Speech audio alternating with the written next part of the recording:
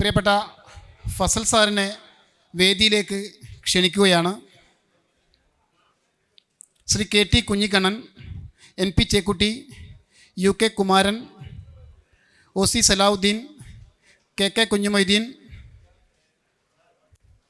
P K Abdul Latheef തുടങ്ങിയവരെയും വേദിയിലേക്ക് സാദരം ക്ഷണിക്കുന്നു. സി ടി സക്കീർ ഹുസൈൻ, പ്രിയപ്പെട്ട മുനീർ സാഹിബിനെ വേദിയിലേക്ക് സാദരം ക്ഷണിക്കുന്നു. പരിപാടിക്ക് സ്വാഗതം ആശംസിക്കുന്നതിനായി ജില്ലാ MES president P K Abdul ലത്തീഫിനോട് സാദരം അഭ്യർത്ഥിക്കുന്നു.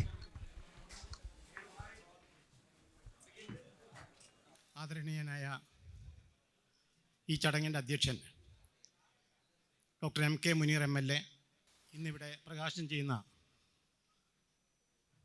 പുസ്തകത്തിൻ്റെ രചയിതാവ് MESൻ്റെ സംസ്ഥാന പ്രസിഡന്റ് ഞങ്ങളുടെ പ്രിയപ്പെട്ട ഡോക്ടർ PA ഫസൽ ഗഫൂർ, ഇവിടെ എത്തിച്ചേർന്ന സാഹിത്യകാരൻ UK കുമാരൻ, മുതിർന്ന മാധ്യമ പ്രവർത്തകൻ NP ചെക്കുട്ടി, കീഴട്ടൻ പഠന കേന്ദ്രത്തിൻ്റെ ഡയറക്ടർ KT കുഞ്ഞിക്കണ്ണൻ, MESൻ്റെ സംസ്ഥാന general secretary KK Kunjumoideen Sahib, treasurer OC Salahuddin, സംസ്ഥാന സെക്രട്ടറി CT സക്കീർ ഹുസൈൻ, മറ്റ് സംസ്ഥാന സെക്രട്ടറി VP അബ്ദുറഹ്മാൻ, മറ്റു സദസ്സിലുള്ള മുഴുവൻ ആളുകളും, MESൻ്റെ നേതാക്കന്മാരും പ്രവർത്തകരും, അതുപോലെ തന്നെ സംസ്ഥാന പ്രസിഡൻറ്റിൻ്റെ ഫസൽ സാഹിബിൻ്റെ അഭ്യുദയകാംക്ഷികളും പുസ്തകത്തിനെ സ്നേഹിക്കുന്ന ഒരുപാട് ആളുകളും പങ്കെടുക്കുന്നൊരു ചടങ്ങാണിത്. MESനെ സംബന്ധിച്ചിടത്തോളം പ്രത്യേകിച്ച് കോഴിക്കോട് ജില്ലയിലെ പ്രവർത്തകരൊക്കെ തന്നെ ഇന്ന് വളരെയേറെ സന്തോഷത്തിലും ആവേശത്തിലും ആണ് എന്നുള്ളത് നിങ്ങളുടെ കോഴിക്കോട് ജില്ലയിലെ പ്രവർത്തകരുടെ മുഖം നോക്കിയാൽ നിങ്ങൾക്ക് മനസ്സിലാവും. ഇതിനുള്ള കാരണം MESൻ്റെ മതേതര കാഴ്ചപ്പാടുള്ള എല്ലാ പ്രവർത്തനങ്ങൾക്കും മൗനാനുവാദവും ആശീർവാദവും നൽകുന്ന സംസ്ഥാന പ്രസിഡൻറ്റിൻ്റെ പാത പിന്തുടർന്നുകൊണ്ട് മുന്നോട്ട് പോകുന്ന ഒരു ജില്ലാ കമ്മിറ്റിയാണ് കോഴിക്കോട് ജില്ലാ കമ്മിറ്റി. പ്രത്യേകിച്ച് ഇവിടെ ഇന്ന് ഈ പുസ്തകം പ്രകാശനം ചെയ്യുന്നത് നമ്മുടെ കേരളത്തിൻ്റെ പ്രതിപക്ഷ നേതാവ് VD സതീശൻ MLA ആണ്. അദ്ദേഹം ഇവിടെ വളരെ നേരത്തെ എത്തിയിട്ടുണ്ട്. അദ്ദേഹത്തിൻ്റെ സാന്നിധ്യം ഞങ്ങളെ സംബന്ധിച്ചിടത്തോളം വളരെയേറെ ആവേശവും ഉത്സാഹവും പകരുന്ന കാര്യമാണ്. കാരണം MESൻ്റെ സംസ്ഥാന പ്രസിഡന്റ് ഇച്ഛാശക്തിയോടുകൂടി ദിശാബോധത്തോടുകൂടി ഒരു രചന പൂർത്തിയാക്കുമ്പോൾ അതിൽ ആവേശം കൊള്ളുന്ന ഒരു വലിയ സമൂഹമാണ് ഈ എൻ്റെ മുമ്പിലുള്ളത് എന്നുള്ളത് വളരെ വ്യക്തമാണ്. പ്രതിപക്ഷ നേതാവ് റൂമിൽ നിന്ന് താഴോട്ട് ഇറങ്ങി വരുമ്പോഴേ തന്നെ നമ്മുടെ ചാനലുകാർ, പത്രക്കാർ അദ്ദേഹത്തെ വളഞ്ഞിരിക്കുകയാണ്. എന്തായാലും വളരെയേറെ സന്തോഷത്തോടു കൂടിയാണ് അദ്ദേഹത്തിനെ സ്വാഗതം ചെയ്യാൻ ഞങ്ങളിവിടെ റെഡിയായിട്ട് നിൽക്കുന്നത്. അജ്ഞതയുടെയും അടിമത്തത്തിൻ്റെയും അന്ധകാരം കേരളത്തെ, പ്രത്യേകിച്ച് മലബാറിനെ ബാധിച്ചൊരു കാലഘട്ടത്തിൽ വിജ്ഞാനത്തിൻ്റെ ദീപശിഖയുമായി കടന്നു വന്ന മുസ്ലിം എഡ്യൂക്കേഷൻ സൊസൈറ്റി, ചുരുക്കപ്പേരിൽ MESൻ്റെ ഇന്നത്തെ സാരഥി, കൃത്യമായി പറഞ്ഞാൽ ദേശീയത ഉയർത്തിപ്പിടിക്കുകയും മതങ്ങൾ തമ്മിലുള്ള ഇൻ്റർഫെയ്ത്ത് റിലേഷൻഷിപ്പിന് മുന്തിയ പരിഗണന നൽകുകയും ചെയ്യുന്ന മറ്റൊരു പ്രസ്ഥാനത്തിൻ്റെ നേതാക്കന്മാരെക്കാളും മറ്റൊരു പ്രസ്ഥാനത്തെക്കാളും അടിവരയിട്ട് നമുക്ക് ഇവിടെ പറയാൻ സാധിക്കും. ഇവിടെ പറയാൻ പറ്റുമോ എന്ന് എനിക്കറിയില്ല. നമ്മുടെ BDSൻ്റെ 150 സീറ്റിൽ മെഡിക്കൽ കോളേജിൽ അഡ്മിഷൻ നടന്നപ്പോൾ 10% മാത്രമേ നമുക്ക് SC/STക്ക് കൊടുക്കേണ്ടതായിട്ടുള്ളൂ. അവിടെ 36 SC/ST സ്റ്റുഡൻസ് അഡ്മിറ്റ് ആയത്. സത്യത്തിൽ ഞങ്ങളൊന്നും ഈ ബിംബത്തിലോ അല്ലെങ്കിൽ സ്റ്റാച്യൂവിൽ വിശ്വസിക്കാത്തതുകൊണ്ടാണ്. അല്ലെങ്കിൽ ശരിക്കും MES മെഡിക്കൽ കോളേജിൽ ഒരു അംബേദ്കറുടെ പ്രതിമക്കുള്ള വക പോലും ഞങ്ങൾ നൽകിയിട്ടുണ്ട്. അത്രത്തോളം മതേതരത്വത്തിലെ കാഴ്ചപ്പാടോടുകൂടി അവരിൽ ഇത് ഫീഡ്ബാക്ക് എടുത്തു. എന്താണ് സാധാരണ നിങ്ങൾക്ക് അനുവദിച്ചിട്ട് 10% മേലെ നിങ്ങൾ കൂട്ടമായിട്ട് ഇവിടെ വന്നിരിക്കുന്നു. അപ്പോൾ അവർ ഫീഡ്ബാക്ക് എടുത്തപ്പോൾ, ഒരു ഫീസിബിലിറ്റി സ്റ്റഡി നടത്തിയപ്പോൾ അവർ കൃത്യമായിട്ട് പറയുകയാണ്, ഞങ്ങൾക്ക് ഈക്വാലിറ്റി, ഞങ്ങൾക്ക് സമത്വം നൽകുന്ന ഒരു പ്രസ്ഥാനമാണ് MES. പ്രത്യേകിച്ച് MESൻ്റെ സംസ്ഥാന പ്രസിഡന്റ്, അതേപോലെ തന്നെ MESൻ്റെ പ്രവർത്തകർ. അത് ഞങ്ങളെ സത്യത്തിൽ ഞങ്ങൾ ആവേശം കൊള്ളിക്കുകയാണ്. കാലഘട്ടത്തിന് അനിവാര്യമായ ചുമരെഴുത്തുകൾ വായിച്ചുകൊണ്ട് മതേതരത്വത്തിൻ്റെ മൂല്യങ്ങൾ ഉയർത്തിപ്പിടിച്ചുകൊണ്ട് മുന്നോട്ട് പോകുന്ന ഒരു പ്രസ്ഥാനം, ആ പ്രസ്ഥാനത്തിൻ്റെ വളരെയേറെ അഭിനന്ദിക്കേണ്ട, അല്ലെങ്കിൽ വളരെയേറെ ആവേശത്തോടു കൂടി സമൂഹം സ്വീകരിക്കേണ്ട വ്യക്തിത്വമാണ് ഡോക്ടർ ഫസൽ ഗഫൂർ എന്ന് നിങ്ങൾക്കറിയാം. കാരണം സന്ധ്യാസമയങ്ങളിലെ ചർച്ചകളിലൊക്കെ തന്നെ അദ്ദേഹത്തിൻ്റെ ആ വിഷയത്തെക്കുറിച്ചുള്ള കാഴ്ചപ്പാട്, ലോകത്തിലെ വിവിധ വിഷയങ്ങളെക്കുറിച്ച്, പ്രത്യേകിച്ച് ഇന്ത്യയിലെ വിവിധ വിഷയത്തെക്കുറിച്ചുള്ള അദ്ദേഹത്തിൻ്റെ വീക്ഷണവും നിരീക്ഷണവുമാണ് ഇവിടെ പുസ്തക രൂപത്തിൽ പ്രകാശനം ചെയ്യപ്പെടുന്നത്. ആ ഒരു സാഹചര്യം എടുത്തു പറയത്തക്ക സാഹചര്യമാണ്. അപ്പോൾ ആ ഒരു സാഹചര്യത്തെ ബുക്ക് എന്നുള്ള രൂപത്തിൽ റിലീസ് ചെയ്യാൻ ഏറ്റവും അർഹതപ്പെട്ടത് ശരിക്കും പറഞ്ഞാൽ നമ്മുടെ പ്രതിപക്ഷ നേതാവാണ്. പ്രതിപക്ഷ നേതാവിനെ വിശേഷിപ്പിക്കുമ്പോൾ ശരിക്കും ആവേശം കൊള്ളുന്ന രൂപത്തിലാണ് പറയേണ്ടി വരിക. പ്രകാശം പരത്തുന്ന പ്രതിഭാശാലിയായ പ്രതിപക്ഷ നേതാവ് വി.ഡി. സതീശൻ. അദ്ദേഹം പത്രക്കാരോട് സംസാരിച്ചുകൊണ്ടിരിക്കുക ആയതുകൊണ്ട് അദ്ദേഹത്തെക്കുറിച്ചുള്ള എൻ്റെ ഒരു മുഖവുര അല്ലെങ്കിൽ അദ്ദേഹത്തിനെക്കുറിച്ച് ആലങ്കാരികമായി പറയുന്ന അദ്ദേഹം കേൾക്കാതിരിക്കുന്നത് നല്ലത്, അല്ലെങ്കിൽ എന്നെ പിടിച്ച് ശാസിക്കുമെന്ന് എനിക്കറിയാം. അങ്ങനെ ഒന്നും പറയണ്ടെന്ന് പറയും. അത്രത്തോളം ഒരു നിഷ്കളങ്കനാണ്. അതേപോലെ അദ്ദേഹം ചെയ്യുന്ന പുസ്തകം ഏറ്റുവാങ്ങുന്നത് എൻ്റെ ജ്യേഷ്ഠ സഹോദരനും കേളുകെട്ടൻ പഠന കേന്ദ്രത്തിൻ്റെ ഡയറക്ടറുമായ കെ.ടി. കുഞ്ഞിക്കണ്ണൻ അവർകളാണ്. അദ്ദേഹത്തെയും അദ്ദേഹത്തിൻ്റെ ഭാഷയിൽ സ്വാഗതം ചെയ്യുകയാണ്. അതേപോലെ തന്നെ ഈ ചടങ്ങിന് അധ്യക്ഷം വഹിക്കുന്നത് പരിചയപ്പെടുത്തലിന് ഒരു ആവശ്യമില്ലാത്ത പ്രശസ്തനായ CH മുഹമ്മദ് കോയ സാഹിബിൻ്റെ പ്രഗത്ഭനായ പുത്രൻ, മുൻമന്ത്രിയും ഇപ്പോൾ കൊടുവള്ളി MLA-യും ഈ പ്രസാദന കർമ്മം നിർവഹിക്കുന്ന പുസ്തകത്തിൻ്റെ ഒലി പബ്ലിക്കേഷൻ്റെ MD-യും എല്ലാമായ ഡോക്ടർ മുനീർ സാഹിബിനെയും ഹൃദയത്തിൻ്റെ ഭാഷയിൽ ഈ ചടങ്ങിൻ്റെ സ്വാഗതം ചെയ്തു. അതുപോലെ നേരത്തെ ഞാൻ സൂചിപ്പിച്ചതുപോലെ ഈ ചടങ്ങിൽ ആശംസകൾ നേരുന്നത് സാഹിത്യ ലോകത്തിൻ്റെ ആചാര്യൻ UK കുമാരനാണ്. അദ്ദേഹത്തെ ഞാൻ മറ്റു വിശേഷങ്ങളൊന്നും ഇല്ലാതെ ഞാൻ അദ്ദേഹത്തെയും സ്വാഗതം ചെയ്യുന്നു. അതുപോലെ തന്നെ മുതിർന്ന മാധ്യമപ്രവർത്തകൻ ചെക്കുട്ടി ക്ഷണിക്കുന്നു. നമ്മുടെ പ്രതിപക്ഷ നേതാവ് വേദിയിലേക്ക് കടന്നു വരുന്നു. അദ്ദേഹത്തെയും വളരെ സ്നേഹാദര പുരസ്സരം സ്വാഗതം ചെയ്യുകയാണ്. MES-ൻ്റെ പ്രസിഡന്റിനെ അദ്ദേഹം ആലിംഗനം ചെയ്യുകയാണ്. ഞാൻ പറഞ്ഞത് അക്ഷരാർത്ഥത്തിൽ ശരിയല്ലേ? പ്രതിപക്ഷ നേതാവ്, പ്രകാശം പരത്തുന്ന പ്രതിഭാശാലിയായ പ്രതിപക്ഷ നേതാവിന് സ്വാഗതം, സ്വാഗതം, സ്വാഗതം. അതുപോലെ ഈ ചടങ്ങിൽ പങ്കെടുക്കുന്നത് MES-ൻ്റെ പ്രഗത്ഭനായ ജനറൽ സെക്രട്ടറി KK കുഞ്ഞുമൊയ്തീൻ, അതേപോലെ തന്നെ ട്രഷറർ OC സലാഹുദ്ദീൻ, സംസ്ഥാന സെക്രട്ടറി CT സക്കീർ ഹുസൈൻ, എല്ലാവരും ഇവിടെ പങ്കെടുത്തവരൊക്കെ തന്നെ ചടങ്ങിൻ്റെ ഗാംഭീര്യവും ഐശ്വര്യവും അതേപോലെ തന്നെ ഇതിൽ നിന്ന് കിട്ടുന്ന അറിവും എല്ലാം പകർത്താൻ വേണ്ടി തയ്യാറായിട്ട് വന്ന ആളുകളാണ്.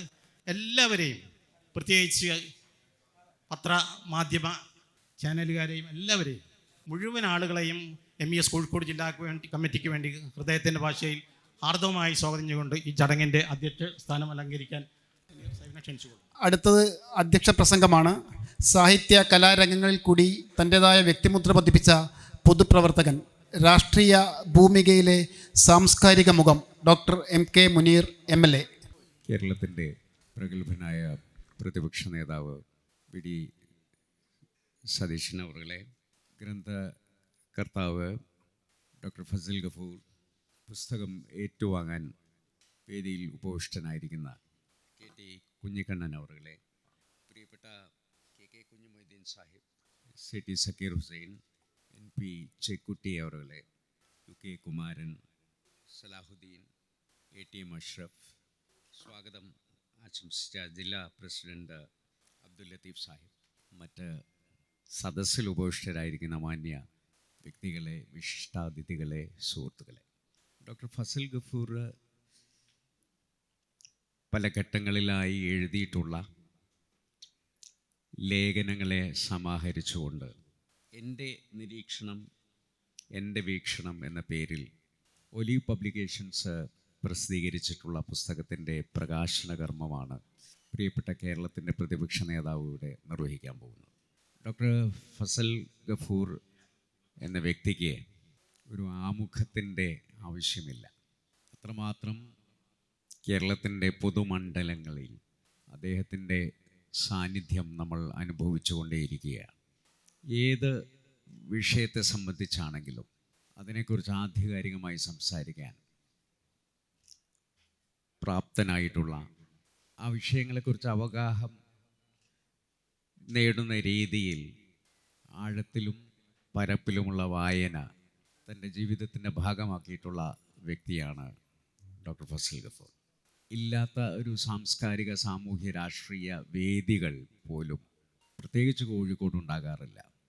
അതുകൊണ്ട് തന്നെ ഓരോ വിഷയത്തിലും അദ്ദേഹത്തിൻ്റെ നിലപാടുകൾ എന്താണ് എന്നുള്ളത് നമുക്ക് വ്യക്തമായി അറിയുന്നതാണ്. ഈ പുസ്തകത്തിൻ്റെ തലക്കെട്ട് പറയുന്നത് പോലെ എൻ്റെ വീക്ഷണം, എൻ്റെ നിരീക്ഷണം, അത് നമ്മിൽ പലരുമായി അല്ലെങ്കിൽ ഏതെങ്കിലും പ്രസ്ഥാനങ്ങളുടെയോ ഏതെങ്കിലും സാമൂഹ്യ സംഘടനകളുടെയോ നിരീക്ഷണവുമായി ഒരുമിച്ച് പോയിക്കൊള്ളണം എന്നില്ല. അതുകൊണ്ട് തന്നെ പലപ്പോഴും ഡോക്ടർ ഫസൽ ഗഫൂറിൻ്റെ പ്രസ്താവനകൾ അല്ലെങ്കിൽ അദ്ദേഹത്തിൻ്റെ നിരീക്ഷണങ്ങൾ ഏറെ ചർച്ച ചെയ്യപ്പെടാറുണ്ട്, ധാരാളമായി വിമർശിക്കപ്പെടാറുണ്ട്. അത് അദ്ദേഹം ഗൗരവത്തിൽ എടുക്കുന്നതല്ല. കാരണം അദ്ദേഹത്തിനൊരു നിരീക്ഷണമുണ്ട്, അദ്ദേഹത്തിനൊരു വീക്ഷണമുണ്ട്. ആ നിലപാടിൽ ഒരു ഇഞ്ച് വെള്ളം ചേർക്കാൻ തയ്യാറല്ല എന്ന് ഉറക്കെ പറയാൻ ധൈര്യമുള്ള ഒരു വ്യക്തിയാണ് ഡോക്ടർ ഫസൽ ഗഫൂർ എന്നുള്ളത് അദ്ദേഹത്തിൻ്റെ ഒരു സവിശേഷതയാണ്. അത് നമ്മളുമായി യോജിച്ചു പോകാം, വിയോജിക്കാം. അദ്ദേഹത്തിൻ്റെ വിയോജിപ്പ് അദ്ദേഹം അപ്പോൾ തന്നെ പ്രകടിപ്പിക്കും. ഇതിൽ ഇന്ത്യയിൽ മാത്രമല്ല, ഇന്ത്യക്ക് പുറത്തുമുള്ള അന്തർദേശീയ വിഷയങ്ങളെയൊക്കെ അദ്ദേഹത്തിൻ്റെ വ്യക്തമായ നിലപാടോടുകൂടി ഇതിൽ പ്രതിഫലിപ്പിക്കുന്നുണ്ട് ഓരോ ലേഖനത്തിലും. കുറേ കാലങ്ങൾക്ക് മുമ്പ് എഴുതിയ ലേഖനങ്ങളുണ്ട്. അപ്പോൾ ഈ കാലവുമായി അത് ചേർത്ത് വെച്ച് നോക്കുമ്പോൾ ചിലപ്പോൾ ആ കാലഘട്ടത്തിൽ അദ്ദേഹം നടത്തിയ നിരീക്ഷണങ്ങളായിരിക്കാം. അപ്പോൾ അതിൻ്റെ ഒരു ക്രോണോളജി ഒരു വിഷയമാണ്. എങ്കിലും അതാത് കാലഘട്ടത്തിൽ അദ്ദേഹം ആ വിഷയത്തോട് എങ്ങനെ പ്രതികരിച്ചു എന്നുള്ളതിൻ്റെ ഒരു അടയാളപ്പെടുത്തലും പിന്നീട് ചരിത്രം വായിക്കുന്നവർക്ക് അത് ഉപകാരപ്രദമാകുന്ന രീതിയിലുമാണ് ഈ പുസ്തകത്തിൽ അത് ക്രോഡീകരിച്ചിട്ടുള്ളത്. അതുകൊണ്ട് തന്നെ ഭരണഘടനയെക്കുറിച്ച്, ഭരണഘടനയിലുള്ള ന്യൂനപക്ഷ അവകാശങ്ങളെക്കുറിച്ച്, ദേശീയ വിദ്യാഭ്യാസ നയത്തെക്കുറിച്ച്, ഗാന്ധിയെക്കുറിച്ച്, ഗാന്ധിയെ പെരിയോറുമായി തുലനം ചെയ്തുകൊണ്ടുള്ള ലേഖനം, രണ്ട് വ്യക്തിത്വങ്ങൾ എങ്ങനെയാണ് ഈ സമൂഹത്തിൽ പ്രവർത്തിച്ചത് എന്നുള്ളത്, രണ്ട് ധ്രുവങ്ങളിൽ നിന്നുകൊണ്ട് അവർ രാജ്യത്തിൻ്റെ പുരോഗതിക്ക് വേണ്ടി എങ്ങനെ സംഭാവനകൾ നൽകി, അങ്ങനെയുള്ള ധാരാളം ആഴത്തിലുള്ള ലേഖനങ്ങൾ ഇതിനകത്ത് നമുക്ക് കാണാൻ കഴിയും. ഗാന്ധിയെക്കുറിച്ചും ഗാന്ധിയുടെ വധത്തിന് കാരണമായിട്ടുള്ള നാഥുറാം ഗോഡ്സെയെക്കുറിച്ച്, ഗോഡ്സെയുടെ പ്രസംഗം എന്ന പേരിൽ പ്രചരിക്കുന്ന പ്രസംഗം യഥാർത്ഥവുമായി ബന്ധമില്ല എന്നുള്ളതിനെക്കുറിച്ച് ഒക്കെ അദ്ദേഹം വളരെ സ്പഷ്ടമായി ഇതിനകത്ത് പറയും. പശു എന്ന് പറയുന്ന വിഷയത്തെക്കുറിച്ച് അന്ന് അദ്ദേഹം എഴുതിയിട്ടുള്ള, അന്ന് ഗോവധവുമായി ബന്ധപ്പെട്ട് അല്ലെങ്കിൽ ഈ രാജ്യത്ത് ഈ മോബ് ലിഞ്ചിങ് നടന്നിരുന്ന ആ സമയത്തുണ്ടായിട്ടുള്ള വിഷയങ്ങൾ അദ്ദേഹം വളരെ കൃത്യമായി ആ കാലഘട്ടത്തിൽ തന്നെ രേഖപ്പെടുത്തിയിട്ടുണ്ട്. ആ പുസ്തകം നിങ്ങൾ വായിക്കുക എന്നുള്ളതാണ് ഒരു പ്രസാധകൻ എന്നുള്ള നിലക്ക് എനിക്ക് ആഗ്രഹിക്കാനുള്ളത്. കാരണം കൂടുതലായി വായിക്കപ്പെടണം എന്നാഗ്രഹിക്കുന്ന ഒരു വ്യക്തി എന്നുള്ള നിലയിൽ ഇതിന് തിരഞ്ഞെടുത്ത രണ്ടാളുകൾ, ഒന്ന് പ്രതിപക്ഷ നേതാവ്, അദ്ദേഹം ഇതുപോലെ പരന്ന വായനയുള്ള, അദ്ദേഹം വായിക്കുക എന്നുള്ളത് മാത്രമല്ല, വായിച്ചത് ഓർത്തെടുത്ത് വർഷങ്ങൾക്ക് ശേഷം അത് വീണ്ടും സമൂഹത്തിൻ്റെ മുന്നിൽ ഒരു സന്ദർഭം വരുമ്പോൾ ആ പുസ്തകങ്ങളെ ഉദ്ധരിച്ചുകൊണ്ട് സംസാരിക്കാൻ കഴിവും ശേഷിയുമുള്ള, ഇത്രയധികം പരന്ന വായന, രാഷ്ട്രീയ രംഗത്ത് പ്രവർത്തിക്കുന്നവരിൽ ഇത്ര ആഴത്തിലുള്ള വായന ഇപ്പോൾ മറ്റാർക്കെങ്കിലും ഉണ്ടോ എന്ന് പോലും ഞാൻ സംശയിക്കുന്നു. അത്രമാത്രം അടിവരയിട്ട് ഒരു പരന്ന വായനയുടെ ഉടമസ്ഥൻ എന്ന് വിശേഷിപ്പിക്കാവുന്ന ഒരു പദത്തിന് അനുയോജ്യമായ പേരാണ് VD സതീശൻ എന്ന പേര് എന്നുകൂടി പറയാൻ ആഗ്രഹിക്കുന്നു. അതുപോലെ അത് ഏറ്റുവാങ്ങുന്ന KT കുഞ്ഞിക്കണ്ണൻ എന്ന് പറയുന്ന വ്യക്തി, അദ്ദേഹം ഇതുപോലെ ഓരോ കാലത്ത് വരുന്ന വിഷയങ്ങളെ സ്പഷ്ടതയോടുകൂടി അദ്ദേഹത്തിൻ്റെ വീക്ഷണത്തിൽ, അദ്ദേഹം വിശ്വസിക്കുന്ന പ്രത്യയ ശാസ്ത്രവുമായി ബന്ധപ്പെടുത്തിക്കൊണ്ടും മനോഹരമായി അവതരിപ്പിക്കാൻ കഴിയുന്ന വ്യക്തിയാണ്. ഇപ്പോൾ ഈ അടുത്ത് ട്രൂ കോപ്പി എന്ന് പറയുന്ന ഓൺലൈനിൽ അദ്ദേഹം എഴുതിയിട്ടുള്ള ഒരു ലേഖനം അദ്ദേഹത്തിൻ്റെ വീക്ഷണത്തിലുള്ള ഒരു രാഷ്ട്രീയത്തെ പ്രതിഫലിപ്പിക്കുന്നതാണ്. അദ്ദേഹത്തിൻ്റെ വിരുദ്ധമായ ചേരിയിലാണ് ഞാൻ നിൽക്കുന്നതെങ്കിലും ഏറ്റവും അധികം ഞാൻ വായിക്കുന്ന ഒരു വ്യക്തിയാണ് KT കുഞ്ഞിക്കണ്ണൻ എന്ന് ഞാൻ സന്തോഷത്തോടു കൂടി പറയാനാകും. അതുപോലെ കുമാരേട്ടനുണ്ട്, UK കുമാരൻ എന്ന് പറയുന്നത് എനിക്ക് ഒരു ജ്യേഷ്ഠതുല്യനായിട്ടുള്ള, എൻ്റെ പബ്ലിക്കേഷൻ, ഒലി പബ്ലിക്കേഷൻ്റെ തുടക്കം മുതൽ അതിനെ വളർത്തുന്നതിന് എന്നോടൊപ്പം നിന്നിട്ടുള്ള, അന്ന് ആ കാലഘട്ടത്തിൽ അക്ബർ കക്കട്ടിലുള്ള സമയത്ത് അദ്ദേഹത്തോടൊപ്പം നിന്ന് ഒലീവ് പബ്ലിക്കേഷനെ മുന്നോട്ട് നയിക്കാൻ സഹായിച്ചിട്ടുള്ള ഒരു ചാലക ശക്തി കൂടിയാണ് UK കുമാരേട്ടൻ. അദ്ദേഹത്തെ ഈ സന്ദർഭത്തിൽ ഞാൻ ഇവിടെ എത്തിയതിലുള്ള സന്തോഷം അറിയിക്കുക.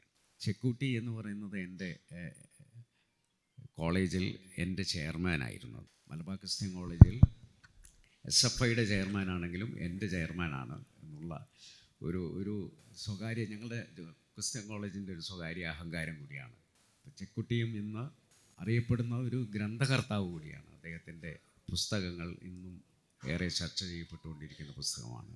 അപ്പോൾ ഇവരുടെയൊക്കെ സാന്നിധ്യത്തിൽ വളരെ സന്തോഷത്തോടു കൂടി ഈ പുസ്തകം പ്രകാശിപ്പിക്കുന്ന ചടങ്ങിലേക്ക് എത്തിയ നിങ്ങളെല്ലാം എൻ്റെ സന്തോഷം അറിയിച്ചുകൊണ്ട് ഞാൻ വാക്കുകൾ ചുരുക്കുന്നു. നന്ദി.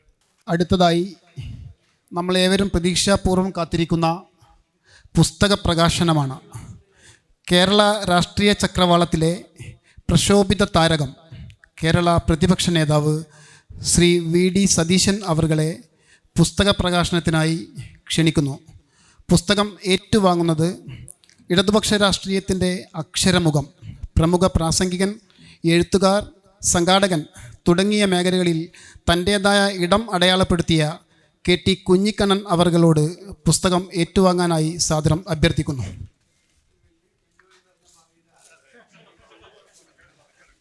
തുടർന്ന് സംസാരിക്കുന്നതിനായി പ്രിയപ്പെട്ട പ്രതിപക്ഷ നേതാവിനെ ബഹുമാന പുരസ്സരം ക്ഷണിക്കുന്നു.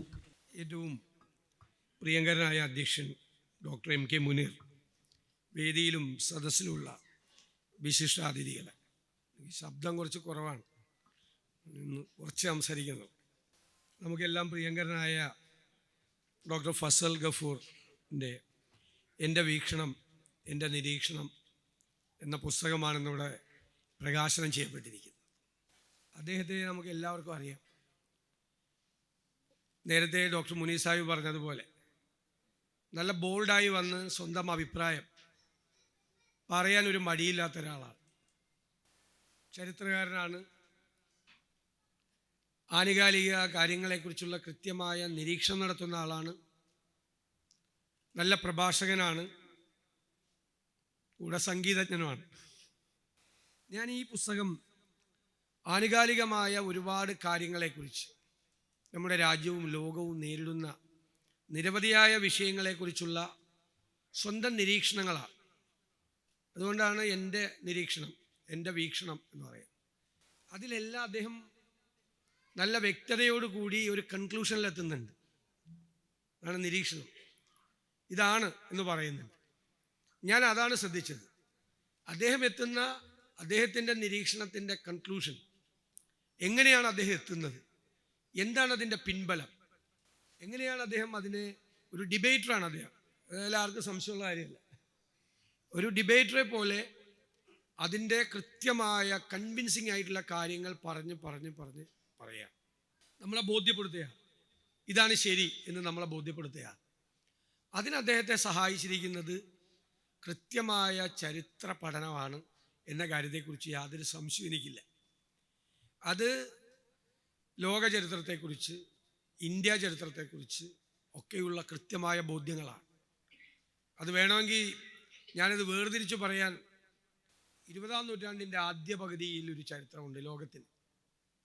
ആ ചരിത്രത്തെക്കുറിച്ചുള്ള ഒരു അറിവ്, അതിനു മുൻപുണ്ടായിരുന്ന മുഗൾ ചരിത്രത്തെക്കുറിച്ചുള്ള കൃത്യമായ അറിവ്, അറബ് ലോകത്തെക്കുറിച്ചുള്ള ആ ചരിത്രത്തെക്കുറിച്ചുള്ള അറിവ്, പിന്നെ നമുക്ക് ഒരു പ്രീ ഇൻഡിപെൻഡൻസ് പീരീഡ് എന്ന് പറയുന്ന നമ്മുടെ ഇന്ത്യയെക്കുറിച്ചുള്ള പ്രത്യേകമായ ഭാഗങ്ങൾ, അതിനുശേഷം പിന്നെ അടിയന്തരാവസ്ഥ കാലത്തെക്കുറിച്ച്, പിന്നെ വേറൊരു ചരിത്രം ഉണ്ടായത് നമ്മൾ ശ്രദ്ധിക്കാതെ പോയത് ഈ മണ്ഡൽ കമ്മീഷനുമായിട്ട് ബന്ധപ്പെട്ട സംവരണവുമായി ബന്ധപ്പെട്ട കാര്യത്തെക്കുറിച്ച്.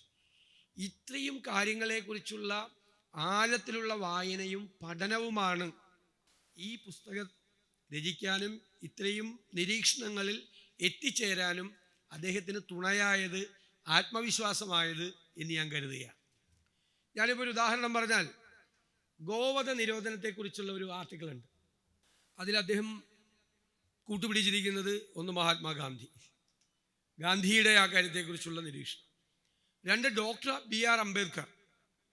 Doctor B.R. അംബേദ്കർ ബുദ്ധനെയും അതുപോലെ ഋഗ്വേദത്തെയും ഒക്കെ കോട്ട് ചെയ്തുകൊണ്ട് ബുദ്ധൻ്റെ അംബേദ്കറിൻ്റെ നിരീക്ഷണങ്ങൾ, കാഞ്ച അലയ്യ എന്ന് പറയുന്ന വലിയ ബ്രാഹ്മണ വിരോധിയായ ഒരു ചരിത്രകാരൻ്റെ നിരീക്ഷണങ്ങൾ, ഇതെല്ലാത്തിൻ്റെയും പിൻബലം വെച്ചുകൊണ്ട് അദ്ദേഹത്തിൻ്റെതായ സാമൂഹ്യ നിരീക്ഷണം കൂടിയാണ് ഗോവധ നിരോധത്തെക്കുറിച്ച് പറയുന്നത്. അപ്പോൾ സ്വാഭാവികമായിട്ട് അതിൻ്റെ ഇടയിലൊരു ചോദ്യം വരും. ഇസ്ലാം മതവിശ്വാസിയായ അദ്ദേഹം ഈ ഗോവധത്തെക്കുറിച്ച് സംസാരിക്കുമ്പോൾ ഈ പന്നിയെ നിരോധിക്കുന്നതിനെക്കുറിച്ച്, പന്നിയിറച്ചിയെ നിരോധിക്കുന്നതിനെക്കുറിച്ച് ഉള്ള കാര്യം, അപ്പോൾ അദ്ദേഹം ജിന്നയെക്കുറിച്ച് അദ്ദേഹത്തിൻ്റെ പത്നി എഴുതിയ ഒരു പുസ്തകത്തിലൊരു മനോഹരമായ കോട്ടിങ് വെച്ചുകൊണ്ട് അദ്ദേഹം അത് ബാലൻസിങ് അതിമനോഹരമായിട്ടാണ് ആ ആർട്ടിക്കിൾ ചെയ്തിരിക്കുന്നത്. ഇത് അദ്ദേഹം എഴുതിയിരിക്കുന്ന ഓരോ ലേഖനങ്ങളും നമ്മൾ നോക്കുമ്പോൾ ഈ പറയുന്ന പശ്ചാത്തലങ്ങൾ മുഴുവനായിട്ട് അദ്ദേഹമുണ്ട്. ഏറ്റവും അവസാനം എഴുതിയിരിക്കുന്ന MESൻ്റെ ഒരു പൊസിഷൻ, നിക്കാബ് ധരിക്കുന്നതിനെ കുറിച്ച്, നിക്കാബ് ധരിച്ച് ഇവിടെ അഡ്മിഷൻ തരില്ല എന്നുള്ളൊരു തീരുമാനം എടുക്കാനും, അത് 2 വിഭാഗങ്ങൾ തമ്മിലുള്ള ഒരു വലിയ വാഗ്വാദമായി സംവാദമായി മാറിയപ്പോൾ അത് അദ്ദേഹം ഫിനിഷ് ചെയ്യുന്ന വാചകങ്ങളുണ്ട്. നിലപാടിലൊരു മാറ്റമില്ല. അതാണ് അദ്ദേഹത്തിൻ്റെ ധീരത എന്ന് പറയുന്നത്. നിലപാടിലൊരു മാറ്റമില്ല. അത് കൺവിൻസിങ് ആണ് ആ പൊസിഷൻ. എന്തുകൊണ്ടാണ് അങ്ങനെ ചെയ്തിരിക്കുന്നതെന്ന് പറയാം.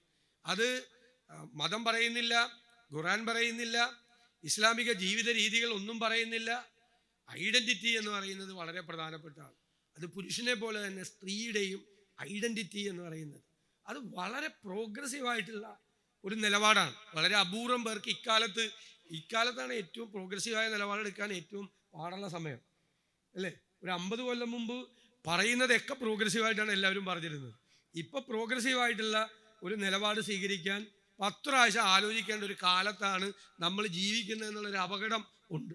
ഞാൻ എപ്പോഴും ആലോചിക്കാറുണ്ട്. ഇന്നലെ P. ഭാസ്കരൻ്റെ ജന്മശതാബ്ദി ഉദ്ഘാടനം ചെയ്ത് ലോക പുസ്തകോത്സവത്തിൽ ഞാൻ പറയും എന്തൊരു ഭാഗ്യവന്മാരായിരുന്നു, അല്ലേ?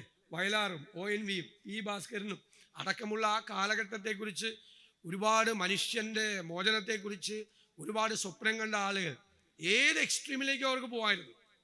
21-ാം നൂറ്റാണ്ടിൻ്റെ ആദ്യ പകുതിയിൽ ജീവിക്കുന്ന നമ്മൾ എന്തെല്ലാം സൂക്ഷിച്ചിട്ട് വേണം ഓരോ അഭിപ്രായങ്ങൾ രേഖപ്പെടുത്തുന്നതിന് വേണ്ടിയിട്ട്. അപ്പം ഇതിലതെല്ലാം ഉണ്ട്. ഗാന്ധിയെക്കുറിച്ചുണ്ട്, ഗാന്ധി പെരിയോറും തമ്മിലുള്ള ആശയ സംവാദത്തെക്കുറിച്ചുണ്ട്, സവർക്കറും അംബേദ്കറും തമ്മിലുള്ള കാര്യങ്ങളുണ്ട്. ഇങ്ങനെ ഒരുപാട് രാഷ്ട്രീയ നിരീക്ഷണങ്ങളുണ്ട്. സംവരണത്തെക്കുറിച്ചുള്ള അഭിപ്രായങ്ങളുണ്ട്, തെരഞ്ഞെടുപ്പുകളെക്കുറിച്ചുള്ള നിരീക്ഷണമുണ്ട്, കോൺഗ്രസിനെ കുറിച്ചുണ്ട് നിരീക്ഷണങ്ങൾ. അല്ല, ഞാൻ പറയുന്നത് എല്ലാ അഭിപ്രായങ്ങളോടും നമ്മുടെ യോജിപ്പല്ല. പക്ഷെ അദ്ദേഹത്തിൻ്റെ വീക്ഷണവും നിരീക്ഷണവും വളരെ കൃത്യമായിട്ട് ഇവിടെ അദ്ദേഹം വെളിപ്പെടുത്തുകയാണ്.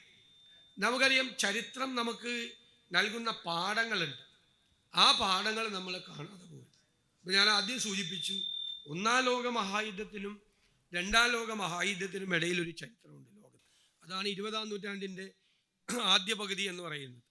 ലോകത്തെ ഏകാധിപതികളായ ഭരണാധികാരികൾ നിലവിൽ വന്നു, അല്ലേ? ജനാധിപത്യത്തിനെതിരായി സ്റ്റാലിനിസം ഉണ്ടായി, നാസിസം ഉണ്ടായി, ഫാസിസം ഉണ്ടായി, പോൾപോട്ടിൻ്റെ ഭരണമുണ്ടായി. ചരിത്രത്തിൽ ഒരുപാട് കാര്യം, മഹായുദ്ധങ്ങൾ, 2 മഹായുദ്ധങ്ങൾ നടന്നു, വംശഹത്യകൾ നടന്നു, ക്രൂരമായി മനുഷ്യൻ പീഡിപ്പിക്കപ്പെട്ടു. എഴുത്തുകാർ, സാഹിത്യകാരന്മാർ, ശാസ്ത്രജ്ഞർ അവരെല്ലാം നാടുകടത്തപ്പെട്ടു, കൊല ചെയ്യപ്പെട്ടു, ഗുലാഗുകളിലും തടവറകളിലും അടയ്ക്കപ്പെട്ടു. ഒരു സ്വാതന്ത്ര്യവും ആർക്കും ഇല്ലാതിരുന്ന ഒരു കാലത്ത്, ആ കാലത്തും ഭരണാധികാരികൾ അവരുടേതായ രീതിയിൽ അവരുടേതായ പ്രചരണങ്ങൾ നടത്തി. ഞാൻ എപ്പോഴും പറയും, ഹിറ്റ്ലർ എന്ന് പറയുന്ന ഒരാൾ ഒരു സാധാരണ മനുഷ്യനായിരുന്നു. പക്ഷേ ഗീബൽസ് ഹിറ്റ്ലറെ അവതരിപ്പിക്കുകയാണ്. വരുമ്പോൾ ഒരു വലിയ മീറ്റിങ്ങിലേക്ക് വരുമ്പോൾ ഭയങ്കര ഡ്രം ബീറ്റ്സ്, ശബ്ദം, ഭയങ്കര സ്നോബ് ലൈറ്റുകൾ, പ്രത്യേകമായ ഒരു ആംബിയൻസ് ക്രിയേറ്റ് ചെയ്യുകയാണ്. നമ്മൾ ട്രാൻസ് എന്നൊക്കെ പറയുന്നത് പോലെ ആളുകൾ നിൽക്കുന്നു. അപ്പോൾ 1-ാം ലോക മഹായുദ്ധത്തിൽ സാമ്പത്തികമായി തകർന്നു പോയ ജർമ്മൻ ജനതയുടെ ഇൻസെക്യൂരിറ്റി ഉണ്ട്. അതവിടെ നിൽക്കുകയാണ് അവരുടെ മനസ്സിൽ, ആ രാജകത്വം നിൽക്കുകയാണ്. അപ്പോഴാണ് ഇയാൾ നല്ല ഒറേറ്ററാണ്, നല്ല പ്രാസംഗികനാണ്. ഇയാൾ ജർമ്മൻ ജനതയുടെ ഹൃദയത്തിലേക്ക് അടിച്ചു കയറുന്ന വാചകങ്ങൾ പറയുകയാണ്. പിന്നെ ക്രിയേറ്റ് ചെയ്യുകയാണ്, ഹിറ്റ്ലറെ ക്രിയേറ്റ് ചെയ്യുകയാണ്. ഗീബൽസാണ് ക്രിയേറ്റ് ചെയ്യുന്നത്. ഇപ്പം എന്താ വ്യത്യാസം? അന്ന് ഗീബൽസ് ആയിരുന്നെങ്കിൽ ഇപ്പം PR ഏജൻസികളാണ് അത് അതുപോലെ ചെയ്യുന്നത്. അവർ ഗീബൽസിൻ്റെ അത്ര മിടുക്കന്മാരാണോ എന്നുള്ള കാര്യത്തിൽ എനിക്ക് സംശയമുള്ളൂ, അല്ലേ? അത്രയും മിടുക്കന്മാർ ഇപ്പം PR ഏജൻസികൾ അതേ ജോലി തന്നെ ചെയ്തുകൊണ്ടിരിക്കുകയാണ്. നമ്മൾ ക്രിയേറ്റ് ചെയ്യപ്പെടുകയാണ്, ലീഡർഷിപ്പിനെ ക്രിയേറ്റ് ചെയ്യുകയാണ് എല്ലാ സ്ഥലത്തും, അല്ലേ? രാഷ്ട്രീയം ക്രിയേറ്റ് ചെയ്യപ്പെടുകയാണ് പലതരത്തിൽ പല രീതിയിൽ നമ്മൾ ആളുകൾ സൃഷ്ടിച്ചെടുക്കുകയാണ്. അത് ഈ സ്റ്റാലിനും അദ്ദേഹത്തിൻ്റെ മകൻ വാസലിയും തമ്മിലുള്ളൊരു സംഭാഷണമുണ്ട്. സ്റ്റാലിൻ ഇങ്ങനെ നിൽക്കുന്ന കാലത്ത്, പ്രതാപിയായി നിൽക്കുന്ന കാലത്ത് അദ്ദേഹത്തിൻ്റെ മകൻ ആവശ്യമില്ലാത്ത ഒരുപാട് കാര്യങ്ങളിൽ ഇടപെടുകയാണ് വാസലി. അപ്പോൾ സ്റ്റാലിൻ വിളിക്കുകയാണ്, ദേഷ്യപ്പെടുകയാണ്, ശകാരിക്കുകയാണ്, നീ അങ്ങനെ ചെയ്യാൻ പാടില്ല, മകനോട് പറയാം. അപ്പം മകൻ പറയുകയാണ്, ഞാൻ ചെയ്യും, I am also A Stalin, ഞാനും ഒരു സ്റ്റാലിനല്ലേ, നിങ്ങളുടെ മകനല്ലേ. അപ്പോൾ സ്റ്റാലിൻ്റെ മനോഹരമായൊരു മറുപടി ഉണ്ട്, you are not a Stalin, I am also not a Stalin, the real Stalin is in the newspapers and the pictures. അതായത് നമ്മളൊന്നും അല്ല, ഞാനല്ല, നീയുമല്ല സ്റ്റാലിൻ. സ്റ്റാലിനെ ആളുകളെല്ലാം കൂടി ഉണ്ടാക്കിയെടുത്ത ഒരു സ്റ്റാലിൻ ന്യൂസ് പേപ്പറിലും ചിത്രത്തിലും ഉണ്ടെന്ന്. അതാണ്, നമ്മളൊന്നും അല്ലെന്നത്. ഇപ്പം സോഷ്യൽ മീഡിയ ഇല്ലാത്തതുകൊണ്ടാണ്.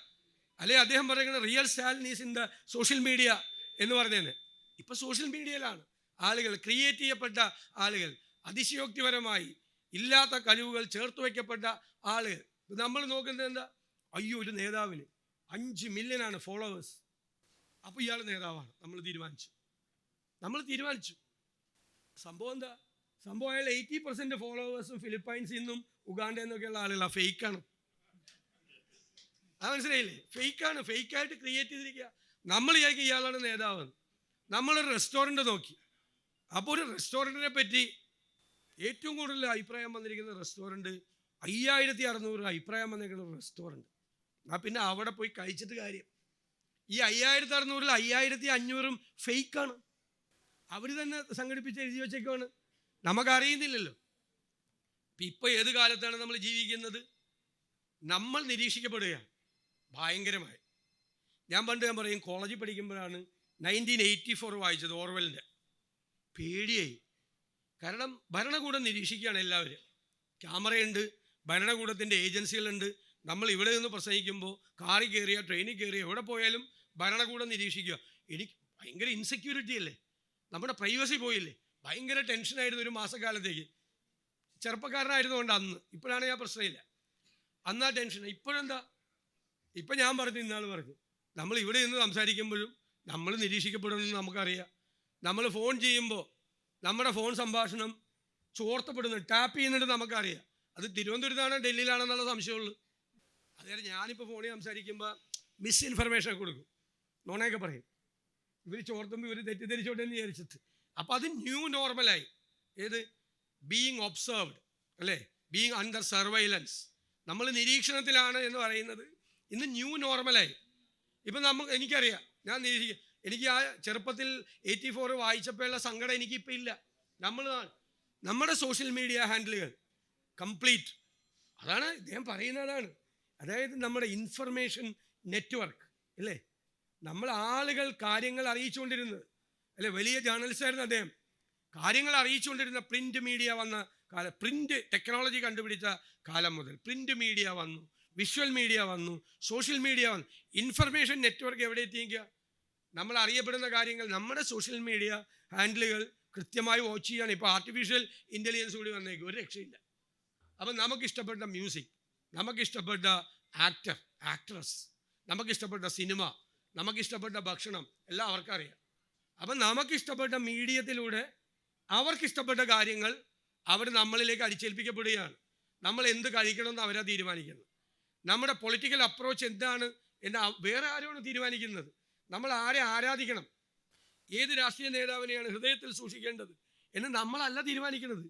ഇപ്പോൾ വേറെ ആളുകളാണ് തീരുമാനിക്കുന്നത്. അത്രമാത്രം നമ്മൾ പറയില്ലേ, പണ്ടും മലയാളത്തിൽ വലിയ പ്രയാസമുള്ളൊരു വാക്കായിരുന്നു മസ്തിഷ്ക പ്രക്ഷാളനം, ബ്രെയിൻ വാഷ് ചെയ്യുന്നതിനെ കുറിച്ചാണ്. അങ്ങനെ നമ്മൾ ബ്രെയിൻ വാഷ് ചെയ്യപ്പെട്ടുകൊണ്ട് ഇരിക്കുന്ന ഒരു വല്ലാത്ത കാലത്താണ് നമ്മൾ ജീവിക്കുന്നത്. സ്വന്തമായ ഒരു അഭിപ്രായം നമുക്ക് രൂപപ്പെടുത്തിയെടുക്കാൻ പോലും പറ്റാത്ത ഇപ്പം നമ്മൾ ചിലരോട് തർക്കിക്കുമ്പോൾ ചിലർ ഭയങ്കരമായിട്ട് തർക്കിക്കും, ചില സ്റ്റാറ്റിസ്റ്റിക്സ് വെച്ചിട്ട്. ഇപ്പം ഞാൻ അവസാനം ചോദിക്കും, ഇത് എവിടെ നിന്ന് കിട്ടിയത്? അത് സോഷ്യൽ മീഡിയയിൽ നിന്ന് കിട്ടി. അപ്പോൾ അവർ ധരിച്ചിരിക്കുന്നത് എന്താ? സോഷ്യൽ മീഡിയയിൽ നിന്ന് കിട്ടിയിരിക്കുന്ന സ്റ്റാറ്റിസ്റ്റിക്സ് ശരിയാണെന്ന്. അവരത് വെച്ച് വാദിക്കുകയാണ്. അതിലൂടെ കാണുന്നത് മുഴുവൻ എന്ത് റിലയബിലിറ്റിയാണ് ഉള്ളത്, എന്ത് ക്രെഡിബിലിറ്റിയാണ് ഉള്ളത് നമ്മുടെ ഇപ്പോഴത്തെ ഇൻഫർമേഷൻ നെറ്റ്വർക്കിന്, നമ്മളെ കിട്ടുന്ന ഈ അറിവിന്. പണ്ട് നിങ്ങളൊക്കെ ഒരു തെറ്റൊരു ഫാക്ച്വൽ മിസ്റ്റേക്ക് ഒരു പത്രത്തിൽ വന്നു കഴിഞ്ഞാൽ നമ്മൾ അവരെ അറിയിച്ചു കഴിഞ്ഞാൽ പിറ്റേ ദിവസം ഖേദിക്കുന്നു എന്ന് പറഞ്ഞൊരു കോളം വെച്ചിട്ട് അടിയിൽ പത്രാധിപരെന്ന് എഴുതും. ഇപ്പം ഇത് വിഷ്വൽ മീഡിയ മുഴുവൻ നിൽക്കുന്നു. എത്ര തെറ്റായ വാർത്തകളാണ് ഡെയിലി വന്നുകൊണ്ടിരിക്കുന്നത്. നമ്മൾ വിളിച്ചു പറയുമ്പോൾ നമുക്ക് ഭാഗ്യമുണ്ടെങ്കിൽ അത് വലിച്ചെന്ന് പറയും. നമുക്ക് ഭാഗ്യമുണ്ടെങ്കിൽ ഏത് തെറ്റായ വാർത്ത വലിച്ചെന്ന് പറയും, വലിച്ചങ്ങ് പോവും. വലിച്ചില്ലെങ്കിൽ അത് അവിടെ കിടക്കും. അത് ശരിയാണെന്ന് കുറേ ആളുകൾ നമ്മുടെ നാട്ടിൽ വിശ്വസിക്കും. അതിനേക്കാൾ അപകടമാണ് സോഷ്യൽ മീഡിയയും ഡിജിറ്റൽ മീഡിയയും ക്ലൗഡ് മീഡിയ. ഈ കാലത്ത് നമ്മൾ ജീവിക്കുമ്പോൾ ഈ ധീരമായ അഭിപ്രായം പറയുന്ന കുറേ ആളുകളുടെ വാക്കുകൾ കേൾക്കാതെ ഈ ചുറ്റുപാടുകളും നമ്മളെ സ്വാധീനിക്കുന്ന ഈ ബാഹ്യ ഘടകങ്ങളുടെ സ്വാധീനത്തെ മറികടന്ന് നമുക്കൊരു രാഷ്ട്രീയ അഭിപ്രായം രൂപപ്പെടുത്തിയെടുക്കാൻ, നമുക്കൊരു സാമൂഹ്യമായ കാര്യം രൂപപ്പെടുത്തിയെടുക്കാൻ നമുക്ക് പറ്റുമോ? ഇപ്പം ശരിക്കും നമ്മൾ തിരിഞ്ഞു നോക്കുമ്പോൾ 20-ാം നൂറ്റാണ്ടിൻ്റെ ആദ്യ പകുതിയിൽ ലോകത്തെല്ലായിടത്തും നടന്ന സംഭവങ്ങൾ 21-ാം നൂറ്റാണ്ടിൻ്റെ, ഞാൻ നിരന്തരമായി പറയുന്നൊരു പോയിന്റ്, 21-ാം നൂറ്റാണ്ടിൻ്റെ ആദ്യ പകുതിയിലും ലോകത്തെല്ലായിടത്തും ആവർത്തിക്കപ്പെടുന്നു. വേറെ ഫോർമാറ്റിലാണ്. ഞാൻ നേരത്തെ പറഞ്ഞ ഗീബൽസിൻ്റെ ഫോർമാറ്റിലാണ്. അന്ന് ഇതുപോലത്തെ ഏകാധിപതികളായ ഭരണാധികാരികൾ അവർക്ക് ഒരു പത്രം ഉണ്ടാവുള്ളൂ, ഏത് ഒരു ജിഹ്വ ഉണ്ടാവുള്ളൂ, ഒഫീഷ്യൽ ജിഹ്വ. അതിൽ കൂടി വരുന്ന വാർത്തയെ നമ്മൾ കേൾക്കാൻ പറ്റുള്ളൂ. അല്ലെങ്കിൽ റേഡിയോ വന്നപ്പോൾ ഒഫീഷ്യൽ റേഡിയോ, ആ റേഡിയോയിലൂടെ നമ്മൾ കേൾക്കാൻ പറ്റുള്ളൂ. ഇപ്പം അതുപോലെ തന്നെ ഇതിനെല്ലാം മാറ്റിമറിച്ച് ഈ ഭരണാധികാരികളായ ആളുകൾ അല്ലെങ്കിൽ ഇതിനെ നിയന്ത്രിക്കുന്ന മാർക്കറ്റിലെ ശക്തികൾ, മാർക്കറ്റ് പോലും മാറിക്കൊണ്ടിരിക്കുന്ന കാലത്താണ്, ഈ ക്യാപിറ്റൽ പോലും ഇല്ലാതായിക്കൊണ്ടിരിക്കുന്ന ഒരു കാലത്താണ് നമ്മൾ ജീവിക്കുന്നത്. ക്യാപിറ്റൽ പോലും, മൂലധനം, നമ്മൾ ഏറ്റവും കൂടുതൽ മാർക്സൊക്കെ സംസാരിച്ചത് മൂലധനത്തെക്കുറിച്ചാണ്. ആ മൂലധനം പോലും ഇല്ലാതായി. അത് അവരൊക്കെ സ്വപ്നം കണ്ടാണ്. ആ മൂലധനം ഇല്ലാതായി വേറൊരു സിസ്റ്റം വരുന്നത്. പക്ഷേ ആ മൂലധനം ഉണ്ടായിരുന്ന കാലത്ത് ഉണ്ടായിരുന്നതിനേക്കാൾ അപകടകരമായ തലത്തിലേക്ക് അത് റീപ്ലേസ് ചെയ്യപ്പെടുകയാണ്, കേന്ദ്രീകരിക്കപ്പെടുകയാണ്. ക്ലൗഡ് ഫിനാൻസ് എന്നെല്ലാം പറഞ്ഞ് ലോകത്തുണ്ടായിക്കൊണ്ടിരിക്കുന്ന, വേഗത്തിലുണ്ടായിക്കൊണ്ടിരിക്കുന്ന മാറ്റങ്ങളാണ്. അതിനിടയിലാണ് നമ്മൾ ജീവിക്കുന്നത്. ലോകത്ത് നടക്കുന്ന യുദ്ധങ്ങൾ, ഇപ്പോൾ യുദ്ധത്തിനൊന്നും യാതൊരു നീതിയില്ല. ഇതിൽ അദ്ദേഹം പറയുന്നുണ്ട്, ഉക്രൈനിൽ നടക്കുന്ന യുദ്ധത്തെക്കുറിച്ച് പ്രെഡിക്റ്റ് ചെയ്ത് മോശക്കാരനായി എന്നൊരു വാചകം പറയുന്നുണ്ട്. 2 ദിവസം കൊണ്ട് യുദ്ധം തീരും എന്ന് പ്രതീക്ഷിച്ചു. കാരണം USSR റഷ്യ പോലുള്ള ഒരു രാജ്യത്തിൻ്റെ സൈനിക ശക്തി കൊണ്ട് 2 ദിവസം കൊണ്ടുപോയി ബോംബിട്ട് കഴിഞ്ഞാൽ തീരുന്ന ഉക്രൈനയിൽ. പക്ഷേ ജിയോ പൊളിറ്റിക്സ് അതല്ല. ജിയോ പൊളിറ്റിക്സ് മാറി. അതിന് കൃത്യമായ നിരീക്ഷണമാണ്. എനിക്ക് വലിയ അഭിപ്രായം തോന്നി ആ പോയിന്റിനോട്. ജിയോ പൊളിറ്റിക്സ് ചേഞ്ച് ചെയ്തു. നമ്മൾ കാണുന്ന കൊളോണിയലിസത്തിൻ്റെ കാലത്തുള്ള ജിയോ പൊളിറ്റിക്സ് അല്ല ഇത്. പലതരത്തിൽ നമ്മളെ കോളനികളാക്കുന്ന, പലതരത്തിൽ നമ്മളെ അടിമകളാക്കുന്ന, നമ്മളെ കൃത്യമായി അവരുടെ മാർഗത്തിലൂടെ നമ്മളെ കൊണ്ടുപോകാൻ നമ്മളെ പ്രേരിപ്പിക്കുന്ന തരത്തിലേക്കുള്ള ഒരു നിയോ കൊളോണിയൽ ഇക്കോണമിയും നിയോ കൊളോണിയൽ പൊളിറ്റിക്സുമാണ് ഇന്നത്തെ ജിയോ പൊളിറ്റിക്സ് എന്ന് പറഞ്ഞാൽ. ഉക്രൈൻ വെറുതെ ഇരിക്കില്ല. ഉക്രൈൻ ഒന്നും ഇല്ലെങ്കിൽ കൊടുക്കാൻ നാറ്റോ രാജ്യങ്ങളുണ്ടെന്നാണ് പറയുന്നത്, അല്ലേ? കറക്റ്റ് അല്ലേ? നാറ്റോ ഉണ്ടെന്നാണ് പറയുന്നത്. അപ്പോൾ നമ്മൾ വിചാരിക്കും ബൈപോളാർ തീർന്നു, അമേരിക്ക സോവിയറ്റ് യൂണിയൻ്റെ പതനത്തോടു കൂടി അമേരിക്ക ഒറ്റയ്ക്കായി ലോകത്തിലെ നമ്മൾ പറയല്ലേ ലോക പോലീസുകാരനായി മാറിയെന്നൊക്കെ പറഞ്ഞ് നമ്മൾ കളിയാക്കും. അങ്ങനെ ലോക പോലീസുകാരൊന്നും അധികം വാഴാത്ത ഒരു വേറെ കാലത്താണ് നമ്മൾ ജീവിക്കുന്നത്. അമേരിക്കയും ചൈനയും തമ്മിൽ ട്രേഡ് വാറായി. ഈ ക്ലൗഡ് ഫിനാൻസിങ്ങിൻ്റെ പേരിലാണ് ഏറ്റവും വലിയ ട്രേഡ് വാർ നടക്കുന്നത്. ലോകം അതിവേഗത്തിൽ മാറിക്കൊണ്ടിരിക്കുകയാണ് രാജ്യവും. പക്ഷേ അപകടകരമായ നിലയിലേക്ക് അത് പോകുന്നു എന്നുള്ളതാണ്. അതായത് ടെക്നോളജിയിൽ ഉണ്ടായിരിക്കുന്ന ചേഞ്ച്, അറിവിലുണ്ടായിരിക്കുന്ന എക്സ്പ്ലോഷൻ, വിജ്ഞാനത്തിലുണ്ടായിരിക്കുന്ന മാറ്റം, ഇതിനെ ആരാണ് ഉപയോഗപ്പെടുത്തുന്നത്? അതാണ് ക്വസ്റ്റ്യൻ. ആരാണ് ഉപയോഗപ്പെടുത്തുന്നത്? ആർക്കു വേണ്ടിയാണ് ഉപയോഗപ്പെടുത്തുന്നത്? ഇപ്പം ഗാന്ധി ആണെങ്കിലും മാർക്സ് ആണെങ്കിലും അത്ര ഐഡിയോളജികൾ മുന്നോട്ട് വെച്ച ആളുകളുടെ ഒരു ഡ്രീം ഉണ്ടായിരുന്നു, ഒരു സ്വപ്നം ഇല്ലേ? അവർ മനുഷ്യൻ നൂറ്റാണ്ടുകളായി അനുഭവിച്ചു കൊണ്ടിരിക്കുന്ന വിധേയത്വത്തിൻ്റെ, ചൂഷണത്തിൻ്റെ ആ ചങ്ങലക്കെട്ടുകൾ പൊട്ടിച്ച് ജാതീയമായ മതപരമായ പുറംപോക്കിൽ ജീവിക്കാൻ വിധിക്കപ്പെട്ട മനുഷ്യരെ ജീവിതത്തിൻ്റെ മെയിൻ സ്ട്രീമിലേക്ക് കൈപിടിച്ചു കൊണ്ടുവരിക എന്ന മഹിതമായൊരു ലക്ഷ്യം ആ ആശയങ്ങൾക്കുണ്ടായിരുന്നു. ആശയങ്ങൾ തമ്മിൽ ചിലപ്പോൾ നമ്മൾ സംഘടന ഉണ്ടാവും, പക്ഷെ ലക്ഷ്യം അതായിരുന്നു അവരുടെ. ഇന്ന് ഈ ചേഞ്ച് ഇപ്പം ഇൻഡസ്ട്രിയൽ റവല്യൂഷൻ തൊട്ട് വ്യവസായ വിപ്ലവം തൊട്ട് ഉണ്ടായി, ഇപ്പോൾ ഈ അവസരത്തിൽ ആർട്ടിഫിഷ്യൽ ഇൻ്റലിജൻസിൽ ഉണ്ടായിരിക്കുന്ന വലിയ റെവല്യൂഷണറി റാഡിക്കലായ ചേഞ്ച് ഉൾപ്പെടെയുള്ള കാര്യങ്ങൾ പരിശോധിക്കുമ്പോൾ ഇതാർക്കാണ് പ്രയോജനം ചെയ്യപ്പെടാൻ പോകുന്നത് എന്നത് വലിയ പ്രശ്നമാണ്. ആരാണ് ഈ സാങ്കേതികത്വത്തെ, ഈ ടെക്നോളജിയെ, ഈ പുതിയ അറിവിനെ ആരാണ് ഉപയോഗിക്കാൻ പോകുന്നത്? അത് ലോകത്തെമ്പാടും 20-ാം നൂറ്റാണ്ടിൻ്റെ ആദ്യ പകുതി പോലെ ഇപ്പോൾ ഉദിച്ചുയരുന്ന ഏകാധിപതികളായ ഭരണാധികാരികൾ അത് മിസ്യൂസ് ചെയ്യുമോ? ഈ അറിവും ഈ സാങ്കേതിക വിദ്യയും മനുഷ്യൻ്റെ കണ്ടുപിടുത്തങ്ങളും മിസ്യൂസ് ചെയ്യപ്പെടുമോ എന്നുള്ളൊരു കാര്യമാണ്. ഇതിലൊരു വാചകം പറയുന്നുണ്ട്, പെട്ടെന്ന് എനിക്ക് സ്ട്രൈക്ക് ചെയ്ത്. ജപ്പാൻ തോറ്റു സെക്കൻഡ് വേൾഡ് വാർ, പറയണല്ലേ ഇതിനകത്ത്. ജപ്പാൻ തോറ്റു തുന്നമ്പാടി നിൽക്കുക, എന്നിട്ടും അവിടെ കൊണ്ടുപോയി ആറ്റം ബോംബ് വർഷിക്കുകയാണ്. അത് പിന്നീടുള്ള ലോകത്തെ കീഴടക്കാൻ വേണ്ടിയിട്ടാണ്, അല്ലാതെ ജപ്പാനെ കീഴടക്കാൻ വേണ്ടിയിട്ടല്ല. ജപ്പാൻ തീർന്നു, ജപ്പാൻ തോറ്റുപോയി, തകർന്നുപോയി, സാമ്പത്തികമായ തകർന്നുപോയ ജപ്പാനിലാണ് ഈ തീ ബോംബ് കൊണ്ടുപോയി വർഷിക്കുന്നത്. അത് ലോകത്തിലുള്ള ബാക്കിയുള്ള എല്ലാവർക്കും ഉള്ള ഒരു മുന്നറിയിപ്പാണ്. അതൊരു വലിയ ഒരു ലോക പോലീസുകാരൻ ജനിക്കുന്നു എന്നുള്ള ഒരു വലിയ മുന്നറിയിപ്പായിട്ടാണ് ആ ജപ്പാനിലെ ബോംബിംഗ് പറയുന്നത്, നാഗസാക്കിയിലെയും ഹിരോഷിമയിലെയും ബോംബിംഗ് പറയുന്നത്. അത് പെട്ടെന്ന് എനിക്കിത് പറഞ്ഞപ്പോൾ അത് സ്ട്രൈക്ക് ചെയ്തു. അത് അന്നത്തെ ഏറ്റവും വലിയ അറിവാണ് ആറ്റം ബോംബെന്ന് പറയുന്നത്, ന്യൂക്ലിയർ ബോംബെന്ന് പറയുന്നത്. അന്നത്തെ മനുഷ്യരാശിയുടെ അതിനെ എത്രയെല്ലാം കാര്യങ്ങൾ ഉപയോഗിക്കായിരുന്നു.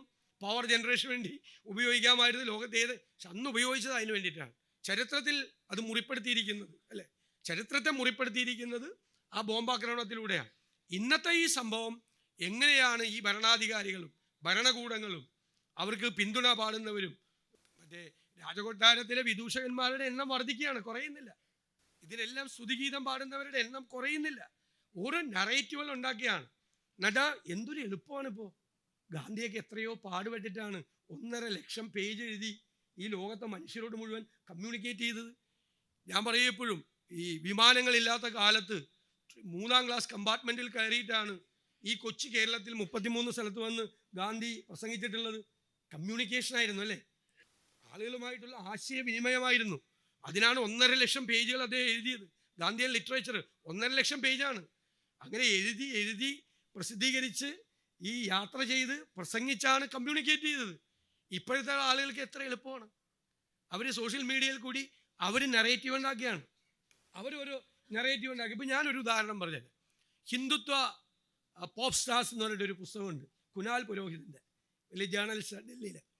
അദ്ദേഹം എഴുതിയിരിക്കുന്നത് ഈ വടക്കേ ഇന്ത്യയിലെ കവി സമ്മേളനങ്ങളിലും മറ്റതിലൊക്കെ ഈ വർഗീയവാദികൾ ചെറിയ നറേറ്റീവുകൾ ഉണ്ടാക്കുക. അതിലൊരു നറേറ്റീവ് 1950 ആകുമ്പോൾ ഇന്ത്യയിലെ ജനസംഖ്യയിൽ 1-ാം സ്ഥാനം മുസ്ലിം കമ്മ്യൂണിറ്റി വരുമെന്നാണ്.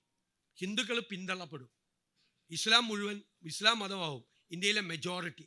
ഇത് ഒരു നെറേറ്റീവാണ്, കമ്മ്യൂണിക്കേറ്റ് ചെയ്യുക. ആരാ കമ്മ്യൂണിക്കേറ്റ് ചെയ്യുന്നത്? രാജ്യത്തിൻ്റെ ഭരണാധികാരികളായിരിക്കുന്ന ആളുകൾ. അവരുടെ കയ്യിലാണ് ഏറ്റവും വലിയ ഡോക്യുമെൻ്റ് ഉള്ളത്. അതിൻ്റെ കസ്റ്റോഡിയൻ ആരാ?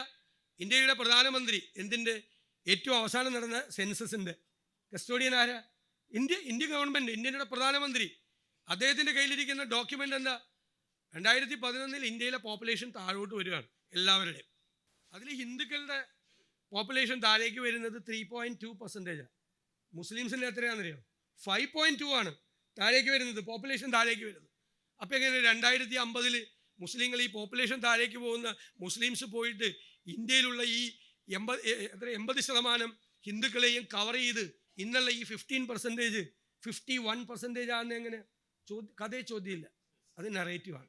ചോദിച്ചു മിണ്ടിപ്പോരുത്, അത് നറേറ്റീവ്. അത് നിങ്ങൾ ഒരാളിൽ നിന്ന് മറ്റൊരാളിലേക്ക്, 100 പേരിലേക്ക്, 1000 പേരിലേക്ക്, 10,000 പേരിലേക്ക് ഈ നറേറ്റീവുകൾ പറഞ്ഞുകൊണ്ടിരിക്കുക. ഈ നറേറ്റീവുകളാണ് നമ്മളെ അപകടത്തിലാക്കുന്നത്. ഈ നറേറ്റീവുകൾ കേരളവും മോശമല്ല. ഇപ്പം മുനമ്പത്തെ 10-600 പാവപ്പെട്ട മനുഷ്യരുടെ ജീവിതം ആണ്. ആ ജീവിതത്തിൽ നിന്ന് ആളുകൾ നറേറ്റീവുകൾ ഉണ്ടാക്കുകയാണ്. ഓരോരുത്തരും അവർക്ക് ഇഷ്ടപ്പെട്ട നറേറ്റീവുകൾ ഉണ്ടാക്കുക, ഇഷ്ടപ്പെട്ട കാര്യങ്ങൾ ഉണ്ടാക്കുക. അവരെന്നിട്ട് ആഘോഷിക്കുകയാണ്. എന്നിട്ട് അവർ നമ്മളെ ചോദ്യം ചെയ്യുകയാണ്. നമ്മൾ വാസ്തവം പറയുമ്പോൾ, സത്യം പറയുമ്പോൾ, ആ പാവപ്പെട്ടവരുടെ കാര്യം പറയുമ്പോൾ നമ്മൾ ചോദ്യം ചെയ്യപ്പെടുകയും നമ്മൾ വിചാരണ ചെയ്യപ്പെടുകയും ചെയ്യുന്ന കാലമാണ്.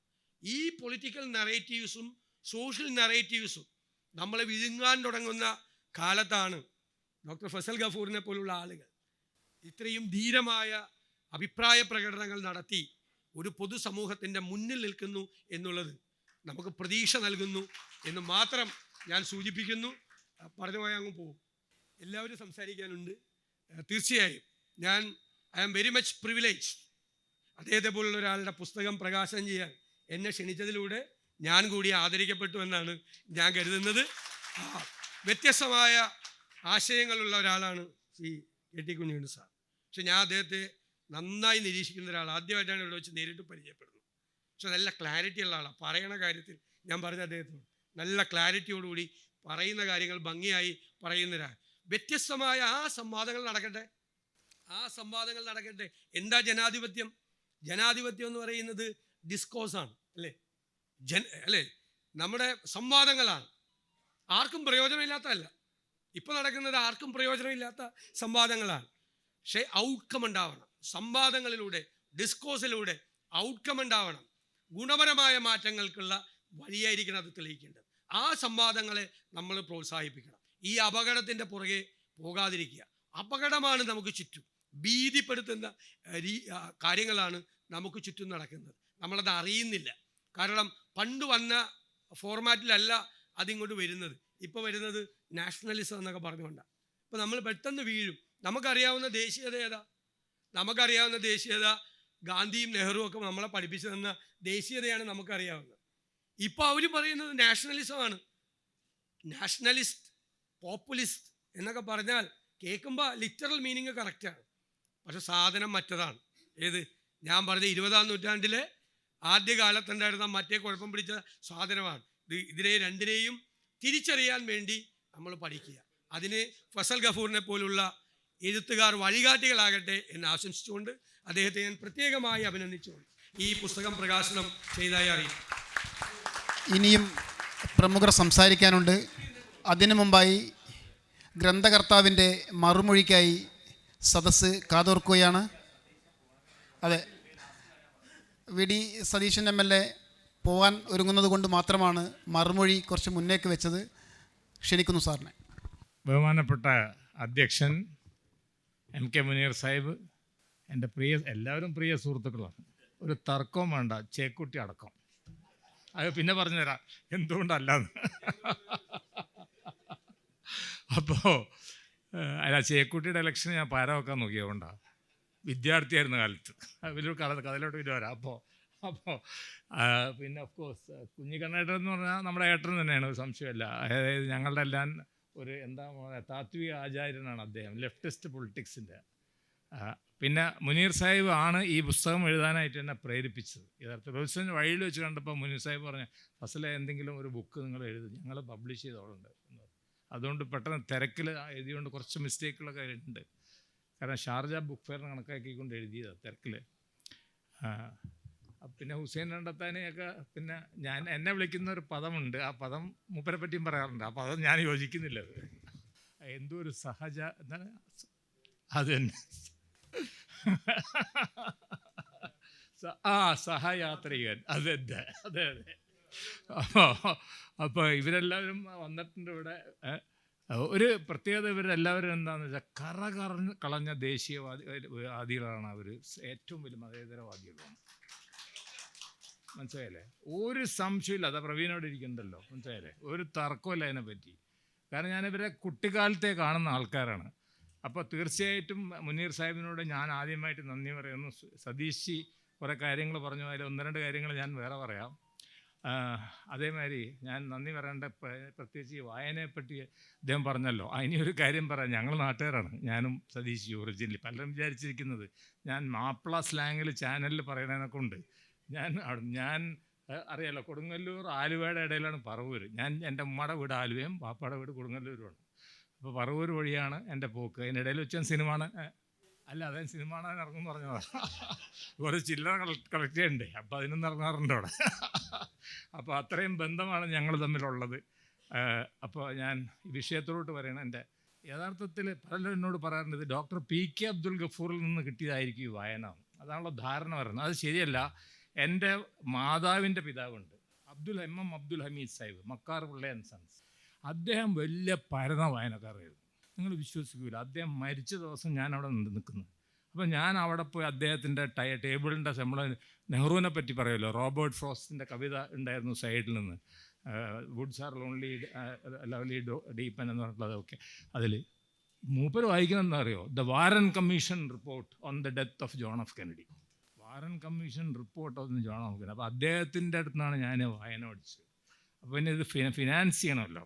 അപ്പോൾ വലിയ അന്നത്തെ കാലത്തൊക്കെ അങ്ങനെ പൈസയൊന്നും തരില്ല. അപ്പോഴാണ് ഞാനൊരു കാര്യം മനസ്സിലാക്കിയത്, ഈ ഗഫൂർ സാഹിബിന് വലിയ എണ്ണാന്നറിയില്ല. അപ്പോൾ അന്നത്തെ കാലത്ത് ഈ പോക്കറ്റിൽ പൈസ ഇട്ട് കൊടുക്കുന്ന പരിപാടിയാണ് ഡോക്ടർമാർക്ക്. അത് രസമാണ്, ഞാനത് കാണിക്കുക. അപ്പോൾ ഇത് ഗഫൂർ സാഹിബാണ്, ഇപ്പുറത്തെ രോഗി ഇരിക്കുകയെന്ന് വിചാരിച്ചോ. അപ്പോൾ പരിശോധന കഴിഞ്ഞ് കഴിയുമ്പോൾ ഗഫൂർ സാഹിബ് ഒന്ന് ഇങ്ങോട്ട് തിരിയും, പോക്കറ്റ് ഇങ്ങോട്ടും പോകും. അപ്പോൾ രോഗി ഇവിടുന്ന് ഒരു 25 രൂപ നല്ല പൈസ ഉണ്ടാക്കിയിട്ടുണ്ടായി. അതായത് മൂപ്പര് 500 രൂപ പോകാനുള്ളപ്പോൾ മൂപ്പര് ഡെയിലി 1000 റുപ്യ ഉണ്ടാക്കണം. ചിന്തിച്ചൊക്കെ സ്ഥിതി എന്താന്ന്, 1 ലക്ഷം റുപ്യ ഒരു ദിവസം. അപ്പോൾ അക്കാലത്ത് അത്രയും വലിയ പ്രസിദ്ധനായിരുന്നു. പക്ഷേ പുള്ളിയല്ല അതിന് കാരണം, ഈ അബ്ദുൽ ഹമീദ് സാഹിബാണ്. അതുകൊണ്ടാണ് എൻ്റെ ഇളയ മകനോട് ഇരിക്കുന്നുണ്ട്, റേഡിയോളജിസ്റ്റാണ്. മൂപ്പർക്ക് ഞാൻ അബ്ദുൽ ഹമീദ് എന്ന് പേരിട്ട്. എൻ്റെ രണ്ടാമത്തെ മകന് ഞാൻ എ റഹീം സാഹിബിൻ്റെ പേരിട്ടു. മൂത്ത മകൻ അബ്ദുൽ ഗഫൂറിൻ്റെ പേരിട്ട്. അല്ല, മൂത്ത മകൻ അബ്ദുൽ ഗഫൂറിൻ്റെ പേരിട്ട്. ആദ്യം അബ്ദുൽ ഗഫൂറിൻ്റെ പേരിട്ട്. അതെ, അങ്ങനെ നോക്കിക്കാണ് വരുമോ, അവന് ആണാ വേണ്ട വരെ നമുക്ക് അറിയില്ലല്ലോ. അപ്പോൾ അത് ഇപ്പോൾ പേരിടാൻ ഐഡിയ ഇട്ടിപ്പോൾ ആദ്യം പാപ്പാടിട്ടേക്കാന്ന് വിചാരിച്ചു. അപ്പോൾ ആ നിലക്ക് മൂപ്പരോട് പിന്നെ ഞാൻ വളരെ കടപ്പെട്ടിട്ടുള്ള ഈ കാര്യത്തിൽ എവിടെയാണെന്ന് വെച്ചിട്ടുണ്ടെങ്കിൽ, മീഡിയയോട് ഞാൻ നല്ല കടപ്പെട്ടിട്ടുണ്ട്. എന്തുകൊണ്ട് നമ്മൾ മീഡിയനെ കുറ്റമൊക്കെ പറയെങ്കിലും ഈ മീഡിയ ഒരു വലിയ രസകരമാണ്. എടാ സതീഷ്ജി, ഞാനിങ്ങനെ പേഷ്യൻസിനെ പരിശോധിച്ചുകൊണ്ടിരിക്കുമ്പോഴാണ് മീഡിയ ഫോൺ വരിക. ഹലോ, ഫസൽ ഗഫൂർ സാഹിബാണോ? അതെ. സുപ്രീം കോടതി വിധി വന്നല്ലോ. എന്താണ് വിധി? താങ്കളുടെ അഭിപ്രായം പറയാൻ വേണ്ടി. എന്താ വിധി? അല്ല, MES പിരിച്ചുവിടാൻ തീരുമാനിച്ചു. അതിനെപ്പറ്റി നിങ്ങൾക്ക് വല്ല കാര്യം? MES പിരിച്ചുവിടാൻ തീരുമാനിച്ചാൽ? അതെ. എന്താ? അത് നിയമത്തിന് അനുസരിച്ചിട്ടല്ല പ്രവർത്തിക്കുന്നതെന്ന് പറഞ്ഞത്. വൈകുന്നേരത്തെ ചർച്ചക്കൊന്ന് വരുമോ? അതിനർത്ഥം ഞാൻ തമാശ പറഞ്ഞാണ്. പക്ഷേ വൈകുന്നേരം ആകുമ്പോഴത്തേനും അതും ഇട്ടേക്ക്, തമാശ ഇട്ടേക്ക്. നമുക്ക് വേണമെച്ചാൽ വക്കഫ് ഇഷ്യൂ എടുക്കാം. മനസ്സിലെ രാവിലെ വക്കഫ് ഇഷ്യൂവിനെ പറ്റിയിട്ട് ചർച്ച വരെയാണ്. എന്താണ് പറയണേ? നൗഷാദ് അലി ഇവിടെ ഇരിക്കുന്നത്, മൂപ്പര് ഫുൾ ടൈം അവിടെ തന്നെയാണ്. അപ്പോൾ ഔദ്യോഗിക വക്താവാണല്ലോ. അപ്പോൾ ഇത് നമ്മൾ രോഗികളെ കണ്ടുകൊണ്ടിരിക്കുക നൗഷാദെ, അതിൻ്റെ ഇടയിലാണ് ഇത് വരുന്നത്. അപ്പോൾ വൈകുന്നേരത്തേക്കുള്ളത് പഠിച്ചു വെക്കണമല്ലോ. അത് ഒഫീഷ്യലാണ്. വൈകുന്നേരത്തേക്കുള്ളത് പഠിച്ചു വെക്കണം. അത് വലിയ ബുദ്ധിമുട്ടാണ് അത് പഠിച്ചു വെക്കല്. കാരണം എന്താണ് ഇങ്ങോട്ട് ചോദിക്കുക, അതുമാതിരി എന്താ ഇങ്ങോട്ട് ചോദിക്കണം എന്നുള്ള അർത്ഥമില്ലല്ലോ. അപ്പോൾ നമുക്ക് അറിയില്ലല്ലോ. അപ്പോൾ അതുകൊണ്ട് ഒരുപാട് വായന നടന്നു. അല്ല, നേരത്തെ പറഞ്ഞ വായന ഉണ്ട്. ആ വായന എങ്ങനെ വെച്ചാൽ അപ്പോൾ പറഞ്ഞ ഗഫൂർ സാഹിബിൻ്റെ കടയിൽ നിന്ന് മാറിപ്പോയി. അപ്പോൾ ഈ ഗഫൂർ സാഹിബ് ഈ പോക്കറ്റിൽ ഇതിടും. അപ്പോൾ മെഡിക്കൽ കോളേജ് പ്രൊഫസറാണ്. അത് കഴിഞ്ഞിട്ട് ഇവിടെ തിരിച്ചു വരും, ഭയങ്കര പ്രാക്ടീസ്. അപ്പം മൂപ്പര് വന്നു കഴിഞ്ഞാൽ എണ്ണലിൽ മൂപ്പര് മോശമായതുകൊണ്ട് ഉമ്മയാണ് എണ്ണുന്നത്. അപ്പോൾ ചില ദിവസങ്ങളിൽ മൂപ്പര് മുകളിൽ കയറിപ്പോയി ഉമ്മ അവിടെ എത്തിയിട്ടുണ്ടാവില്ല. അപ്പം നമ്മൾ മെല്ലെ മുകളിൽ പോകും. ഉപ്പനെ കാണാനാണെന്നൊക്കെ പറഞ്ഞ് കെട്ടിപ്പിടിച്ചിട്ട് പോക്കറ്റിൽ നിന്ന് ഒരു ചെറിയ ഫ്ലിക്കിങ് പൈസ. അപ്പോൾ മൂപ്പരെ പോക്കറ്റിൽ നിന്ന് അടിച്ചെടുത്ത പൈസ കൊണ്ടാണ് ഇതൊക്കെ ഉണ്ടായത്. ബുക്കൊക്കെ വാങ്ങിച്ചത്. അപ്പോൾ വലിയ ബുക്കിൻ്റെ ഒരു വലിയൊരു ബുക്കിൻ്റെ ഒരു ഇതുണ്ട് എൻ്റെ അടുത്തുണ്ട്, വലിയ ലൈബ്രറി ഉണ്ട്. അപ്പോൾ ആ ലൈബ്രറിയിൽ നിന്നാണ് ഞാൻ വായിക്കുന്നത്. നേരത്തെ പറഞ്ഞ I don't read at all from the media. ഞാൻ ഫേസ്ബുക്കിലില്ല. ഒരു ഫാൾസ് ആരോ ക്രിയേറ്റ് ചെയ്ത് വെച്ചിട്ടുണ്ട്, അതല്ല ഞാനില്ല. ഞാൻ വാട്സപ്പിൽ മെസ്സേജ് അയക്കാറുമില്ല. ഔദ്യോഗികമായിട്ടുള്ള മെസ്സേജുകൾ മാത്രം MES തമ്മിലുള്ള മാത്രമേ വായിക്കുള്ളൂ. എന്താ വെച്ചാൽ നമുക്ക് ഒരു ഡൗട്ട്, ഒരു സാധനം ക്ലാരിറ്റി ഇല്ലല്ലോ. ഒരു സാധനത്തിനെ പറ്റിയിട്ട് ക്ലാരിറ്റി ഇല്ല നമുക്ക്. അപ്പം ഞാനൊരു കാര്യം പറയാം സാർ, അത് വീഡിയോ കേൾക്കേണ്ട കാര്യമാണ്. മറ്റേ ഇംഗ്ലീഷ് ബുക്കിൽ ഞാനൊരു കാര്യം എഴുതിയിട്ടുണ്ട്. ഞാൻ ഒരു അർത്ഥത്തിൽ എമർജൻസി പിന്നെ അനുകൂലിച്ച് എഴുതിയിട്ടുണ്ട്. അതെങ്ങനെയാണെന്ന് ഞാൻ പറഞ്ഞുതരാം. ഞാനന്ന് പട്നയിൽ പഠിക്കണം. പട്നയിൽ വേണമല്ലോ എമർജൻസി ഇത് വരുന്നത്, സമ്പൂർണ്ണ ക്രാന്തി എന്ന് പറഞ്ഞുള്ള ഒരു സാധനം ദേശവിരുദ്ധമാണെന്നാണ് എൻ്റെ അഭിപ്രായം. കാരണം എന്തുകൊണ്ടാണെന്ന് ഞാൻ പറഞ്ഞുതരാം. ഫസ്റ്റ്, ചിമ്മൻഭായ് പട്ടേലിൻ്റെ മന്ത്രിസഭ ഗുജറാത്തിൽ 2/3 ഭൂരിപക്ഷം നിൽക്കുന്നവർക്ക്, കോൺഗ്രസ് മന്ത്രിസഭ. അതിനെതിരായിട്ട് നവനിർമ്മാൺ സമിതി എന്ന് പറഞ്ഞിട്ട് ഒരു ഭയങ്കര സമരം. അങ്ങനെ എത്ര സമരം നടത്തണം നരേന്ദ്രമോദിയുടെ ഗവൺമെൻറ്റുകൾ, ഈ മഹാരാഷ്ട്ര ഗവൺമെൻറ് EVM-നെ പറ്റിയിട്ടൊക്കെ ഭയങ്കര സമരം നടത്തിയിട്ട് ഇന്ദിരാഗാന്ധി സമ്മതിച്ചു കൊടുത്തു. ശരി, ഗവൺമെൻറ് പിരിച്ചുവിട്ടേക്കാം ചിമ്മൻഭായ് പട്ടേലിൻ്റെ. പിരിച്ചുവിട്ട് വീണ്ടും വന്ന കോൺഗ്രസ് മന്ത്രിസഭയാണ്. അതിനുശേഷം ആണ് ഞാൻ പട്നയിലെ പറഞ്ഞല്ലോ, പട്നയിൽ ഭയങ്കരമായിട്ട് സമ്പൂർണ്ണ ക്രാന്തിയുടെ ഭയങ്കരമായിട്ട് പ്രശ്നം നടക്കുന്നത്. എന്താ പ്രശ്നം നടക്കുന്നത്? മുഖ്യമന്ത്രി അബ്ദുൽ ഗഫൂർ കറപ്റ്റല്ല. പ്രശ്നം നടക്കുന്നത് എല്ലാവരും കറക്റ്റാന്ന് പറഞ്ഞിട്ട് ഒരു MLA-നെ പോലും വേറെ വീട്ടിൽ കയറ്റാൻ സമ്മതിക്കുന്നില്ല. ചാപ്ര, ആറ റെയിൽവേ സ്റ്റേഷനുകളൊക്കെയാണ് കത്തിച്ചടയാണെന്നേ. ഞാൻ സാക്ഷിയാണെന്നതിന്. എന്നെ പിടിച്ച് ജയിലിലിട്ടുന്നു. ഞാൻ വെറുതെ അതിൽ നടന്നു പോയിരുന്നു. നടന്നു പോണവരൊക്കെ പിടിച്ച് ജയിലിലിടുക, അങ്ങനെയൊക്കെ ഉള്ളൊരു സംഭവം. അതിൻ്റെ പിന്നിൽ മറ്റേ ടീം തന്നെ, ഇന്നത്തെ ടീം തന്നെയാണ് അതിൻ്റെയൊക്കെ പിന്നിലുള്ളത്. അങ്ങനെ വന്നപ്പോൾ ഇന്ദിരാഗാന്ധി വന്നിട്ട് പറഞ്ഞു, എന്നാൽ ശരിയതേക്ക് അബ്ദുൽ ഗഫൂറിനെ മാറ്റിയേക്കാം. അബ്ദുൽ ഗഫൂറിനെ മാറ്റി ജഗന്നാഥ് മിശ്രനെ കൊണ്ടുവന്നു. ഇവർ വിടുമോ? അപ്പോൾ അന്ന് PC സേഠിയാണ് മധ്യപ്രദേശ് മുഖ്യമന്ത്രി. ഇപ്പം അതും പിരിച്ചു വിടണമെന്ന് പറഞ്ഞു. അപ്പോൾ ജയപ്രകാശ് നാരായണൻ എന്ത് പറഞ്ഞു? പോലീസുകാരൊന്നും പോലീസും പട്ടാളവും ഇവർ പറയണമെന്നൊന്നും നമ്മൾ ഇതാക്കണ്ട. അപ്പോഴാണ് അലഹബാദ് ഹൈക്കോടതി ജഡ്ജ്മെൻറ്റ് ജസ്റ്റ് വരുന്നത്. ഈ അലഹബാദ് ഹൈക്കോടതി എന്ന് പറഞ്ഞാൽ, സതീഷ് ജി നമുക്കറിയാം ഹൈക്കോടതിനെ പറ്റി. ഇപ്പോൾ എല്ലാ പ്രശ്നങ്ങളും ഉണ്ടാക്കുന്ന അലഹബാദ് ഹൈക്കോടതിയല്ലേ. നമ്മുടെ ഇതിൻ്റെ പ്രശ്നം, മദ്രസ പ്രശ്നം ഉണ്ടാക്കിയത്, ഇപ്പോൾ നടക്കുന്ന ഈ സർവേകൾ, ഇതിൻ്റെയൊക്കെ പിന്നിൽ അവരാണ്. അന്ന് ജസ്റ്റിസ് ജഗ്മോഹൻ ലാൽ സിൻഹ കുൽദീപ് നയ്യർ പുസ്തകത്തിൽ നിന്ന് ഞാൻ പറഞ്ഞത് Indira Gandhi was dismissed four giving an giving an over speed ticket, A crime like an over speed ticket. അതിനാണ് ഉണ്ടായത്. പക്ഷെ അതിന് ശേഷം നടന്ന സംഭവങ്ങളിൽ ഞാൻ ഇന്ദിരാഗാന്ധിക്ക് 100% എതിരാണ്. അതിന് ശേഷം നടന്ന സംഭവങ്ങളുണ്ട്. എമർജൻസി നടപ്പാക്കി എന്നുള്ളതിൻ്റെ പ്രോബ്ലം എന്താണെന്ന് പറഞ്ഞാൽ, that shows that Indian constitution is very weak. കാരണം നിങ്ങൾക്ക് കോൺസ്റ്റിറ്റ്യൂഷൻ സസ്പെൻഡ് ചെയ്യാം, നിങ്ങൾക്ക് 5 കൊല്ലമുള്ള മന്ത്രിസഭ 6 കൊല്ലം ആക്കാം, മനസ്സിലായോ? മന്ത്രിസഭകൾ പിരിച്ചുവിടാം. അതൊക്കെ ഈ കോൺസ്റ്റിറ്റ്യൂഷൻ്റെ വീക്ക്നെസ്സാണത്. ആ വീക്ക്നെസ്സിൽ നിന്നാണ് ഇതൊക്കെ വന്നത്. അപ്പോൾ പിന്നീട് നടന്ന സംഭവങ്ങളിലൊക്കെ ഞാൻ അതിനോട് തീരെ യോജിക്കുന്നില്ല. അപ്പോൾ ഒരു പോയിന്റ് പറഞ്ഞല്ലോ. അപ്പോൾ ഞാൻ അങ്ങനെയുള്ള വീക്ഷണങ്ങളാണ് വരുന്നത്, ഞാൻ പറഞ്ഞുകൊണ്ട് വരുന്ന വളരെ വീക്ഷണങ്ങളല്ല. അപ്പോൾ ഈ ബുക്കിൽ അങ്ങനത്തെ ഉള്ള ഒരു മിനിറ്റ് സാർ, ഇതിൽ രസകരമായിട്ടുള്ള ഒരു ടോപ്പിക് ഉണ്ട്. അത് സതീഷ് വായിച്ചോ ഇല്ലയെന്ന് പറയാം. മലയാളികൾക്ക് എന്തെങ്കിലും തകരാറുണ്ടെന്നാണ് ആ ടോപ്പിക്. അത് എന്താ തകരാറെന്നറിയോ? ഞാൻ പറയാം. മതപരമായിട്ട് നമുക്ക് എടുക്കാം. സ്പെയിനിൽ കത്തോലിക്കർ, നമ്മുടെ ഇവിടെ ആംഗ്ലിക്കൻ ചർച്ച്, ഈ ലോകത്തെ എല്ലാ ചർച്ചും ഉള്ള ഒരു ഏക സ്ഥലം കേരളമാണ്. 500 ചർച്ച ഉണ്ടെന്ന് പറഞ്ഞു. അതിൻ്റെ അർത്ഥം എന്താ? ഇവർ വിഘടിതരാണ്. അതിന് നമുക്ക് ഈ മാപ്പിളമാരെടുക്കാം. നിങ്ങൾ നോക്കിക്കോളൂ, എത്ര സംഘടനയോടെ ഉള്ള മുസ്ലിങ്ങൾ, മുജാഹിദ് 3 4-5 സുന്നി, മനസ്സിലായില്ല? അതിൻ്റെ ഉള്ളിൽ കൂടെ പാര അങ്ങോട്ടും ഇങ്ങോട്ടും വെക്കലും ആദർശപരമായിട്ടൊന്നുമല്ലല്ലോ ഈ പാര വെക്കുന്നത്, എന്താ? അപ്പോൾ ഇങ്ങനെ അങ്ങോട്ടും ഇങ്ങോട്ടും അത്ര സംഘടനകൾ, മുസ്ലിം സംഘടനകൾ. ഇനി ഹിന്ദു സംഘടനകളോ, അതുമായി തന്നെ ഹിന്ദു സംഘടനകളും എല്ലാ തരത്തിലും. അപ്പോൾ ഇത്ര മതി. ഇനി നമ്മൾ രാഷ്ട്രീയത്തിൽ നോക്കുക, ഇവിടെ എത്ര കോൺഗ്രസ് ഉണ്ടായി? കോൺഗ്രസ് ഇപ്പം തന്നെ എനിക്ക് അറിഞ്ഞൂടാ ഈ NCPയും കോൺഗ്രസ്സിലെ മന്ത്രിമാരാരാന്നുള്ളത്. ഇയാൾ അവിടെയാണോ അയാൾ ഇവിടെയാണോ? കാരണം ഇവർ പണ്ടിറങ്ങിപ്പോയവരാണ്. എൻ്റെ ഓർമ്മ ശരിയാണെങ്കിൽ മറ്റേ ഇതിലിറങ്ങിപ്പോയതാ, ശരത് പവാറിൻ്റെയും മറ്റേ ബ്രഹ്മാനന്ദ റെഡ്ഡിയുടെയും കൂടെ അതിനിടയ്ക്ക് ഇറങ്ങിപ്പോയാൽ. ഒരു 5-10 കോൺഗ്രസ് പാർട്ടി, ഇടത് പാർട്ടികൾ CPI, CPM, RSP, CPI, ML, പിന്നെ MV രാഘവൻ്റെ പാർട്ടി, മറ്റേ രാഘവൻ്റെ പാർട്ടി, അങ്ങനെ ഓരോ പാർട്ടി. ഏത് സ്ഥലത്ത് നോക്കിയാലും കുത്തിത്തിരിപ്പാണ്. ഞാൻ എൻ്റെ ഒബ്സർവേഷൻ. ആ ഫുള്ളായിട്ട് എന്നൊന്നും പറയുന്നില്ല.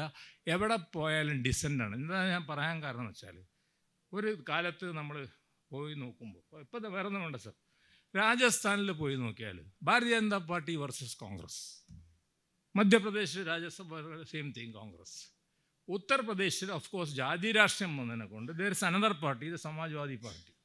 എന്തെങ്കിലും ഒരു ബേസിസ് ഉണ്ടെന്നേ, ഇതൊരു ബേസിസും ഇല്ലാതെ അങ്ങോട്ടും പോക്കും ഇങ്ങോട്ടും പോക്കില്ല. അതാണ് ഞാൻ അതിലൊരു ഇതിനെപ്പറ്റി പറഞ്ഞത്. പിന്നെ വേറൊന്ന്, ഈ ബുക്കിൽ ഞാൻ എഴുതിയിട്ടുള്ള കാര്യങ്ങളിൽ പെട്ടത്, അതായത് 2019 ഇലക്ഷൻ മുമ്പ് എഴുതിയത്, കോൺഗ്രസ് തിരിച്ചു വരുന്നു രാജീവ് ഗാന്ധിയുടെ നേതൃത്വത്തിൽ, രാഹുൽ ഗാന്ധിയുടെ നേതൃത്വത്തിൽ. അതിൽ കറക്റ്റ് ഫിഗേഴ്സ് ഞാൻ പറഞ്ഞിട്ടുണ്ട്. കോൺഗ്രസിന് 110 സീറ്റ് കിട്ടും, മറ്റൊരു ഭൂരിപക്ഷം നഷ്ടപ്പെടുന്നുള്ള ഒക്കെ. പക്ഷേ അത് നടന്നത് 5 കൊല്ലം കഴിഞ്ഞിട്ടാണ്. നടന്നത് 24 പോയി. പറഞ്ഞത് 219 കാൽക്കുലേറ്റ് ചെയ്തിട്ട് വെച്ചിട്ട് ഇത്ര സീറ്റുകൾ, ഇത്ര സീറ്റ്. അതുകൊണ്ട് NDAക്ക് 240-250 സീറ്റ് കിട്ടുമെന്ന് കയ്യിൽ ഇതിൽ എഴുതിയിട്ടില്ല. പക്ഷേ ദാറ്റ് വാസ് ഇൻ 2019. അപ്പോൾ അങ്ങനെ ഒരു ചാപ്റ്റർ എഴുതിയിട്ടുണ്ട്. അങ്ങനെ വ്യത്യസ്തമായിട്ടുള്ള പല മേഖലകൾ. ഇപ്പോൾ നമ്മുടെ ഗോവധത്തെ പറ്റി പറഞ്ഞു, ഞാൻ ജാതി വധത്തെ പറ്റി. ഇപ്പോഴത്തെ ഏറ്റവും വലിയ പ്രശ്നം ജാതി സെൻസസ്. അത് വളരെ വ്യക്തമായിട്ട് ജാതി സെൻസസ് എങ്ങനെ നടപ്പാക്കണം എന്നുള്ള. പിന്നെ സാർ ഒരു ടോപ്പിക്ക് ഇവർ ആൾക്കാർക്ക് അറിയാത്തൊരു ടോപ്പിക്ക് എഴുതിയിട്ടുണ്ട്. ആ ടോപ്പിക്ക് എന്തായാലും മുസ്ലിങ്ങളുള്ള ജാതി, അത് നമുക്കിവിടെ ഇല്ല. അത് ഈ അർസൽ എന്ന് പറഞ്ഞിട്ടുള്ള ജാതി അത് അറിയാലോ ഹുസൈൻ രണ്ടത്താണിക്ക് അറിയാതെ അഷ്റഫികൾ എന്ന് പറഞ്ഞാൽ ഏറ്റവും മുന്തിയത്, അതായത് സെയ്ദ്, ഷെയ്ഖ്, പട്ടാൻ, ഇതൊക്കെ മുകളിൽ. അതിൻ്റെ ഇടയിൽ അജ്ലഫ്, അതായത് OBC-കൾ, അതായത് അധികം OBC-കൾ ഉണ്ട്.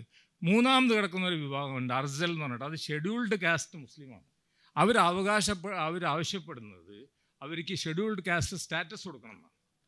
ഞാൻ അതിന് ഭയങ്കര എതിരാണ്. അതെന്തുകൊണ്ടാണെന്ന് ഞാൻ പറഞ്ഞുതരാം. ആകെ ഒരു 10-20 ലക്ഷം പേര് ഇന്ത്യയിലുള്ളൂ.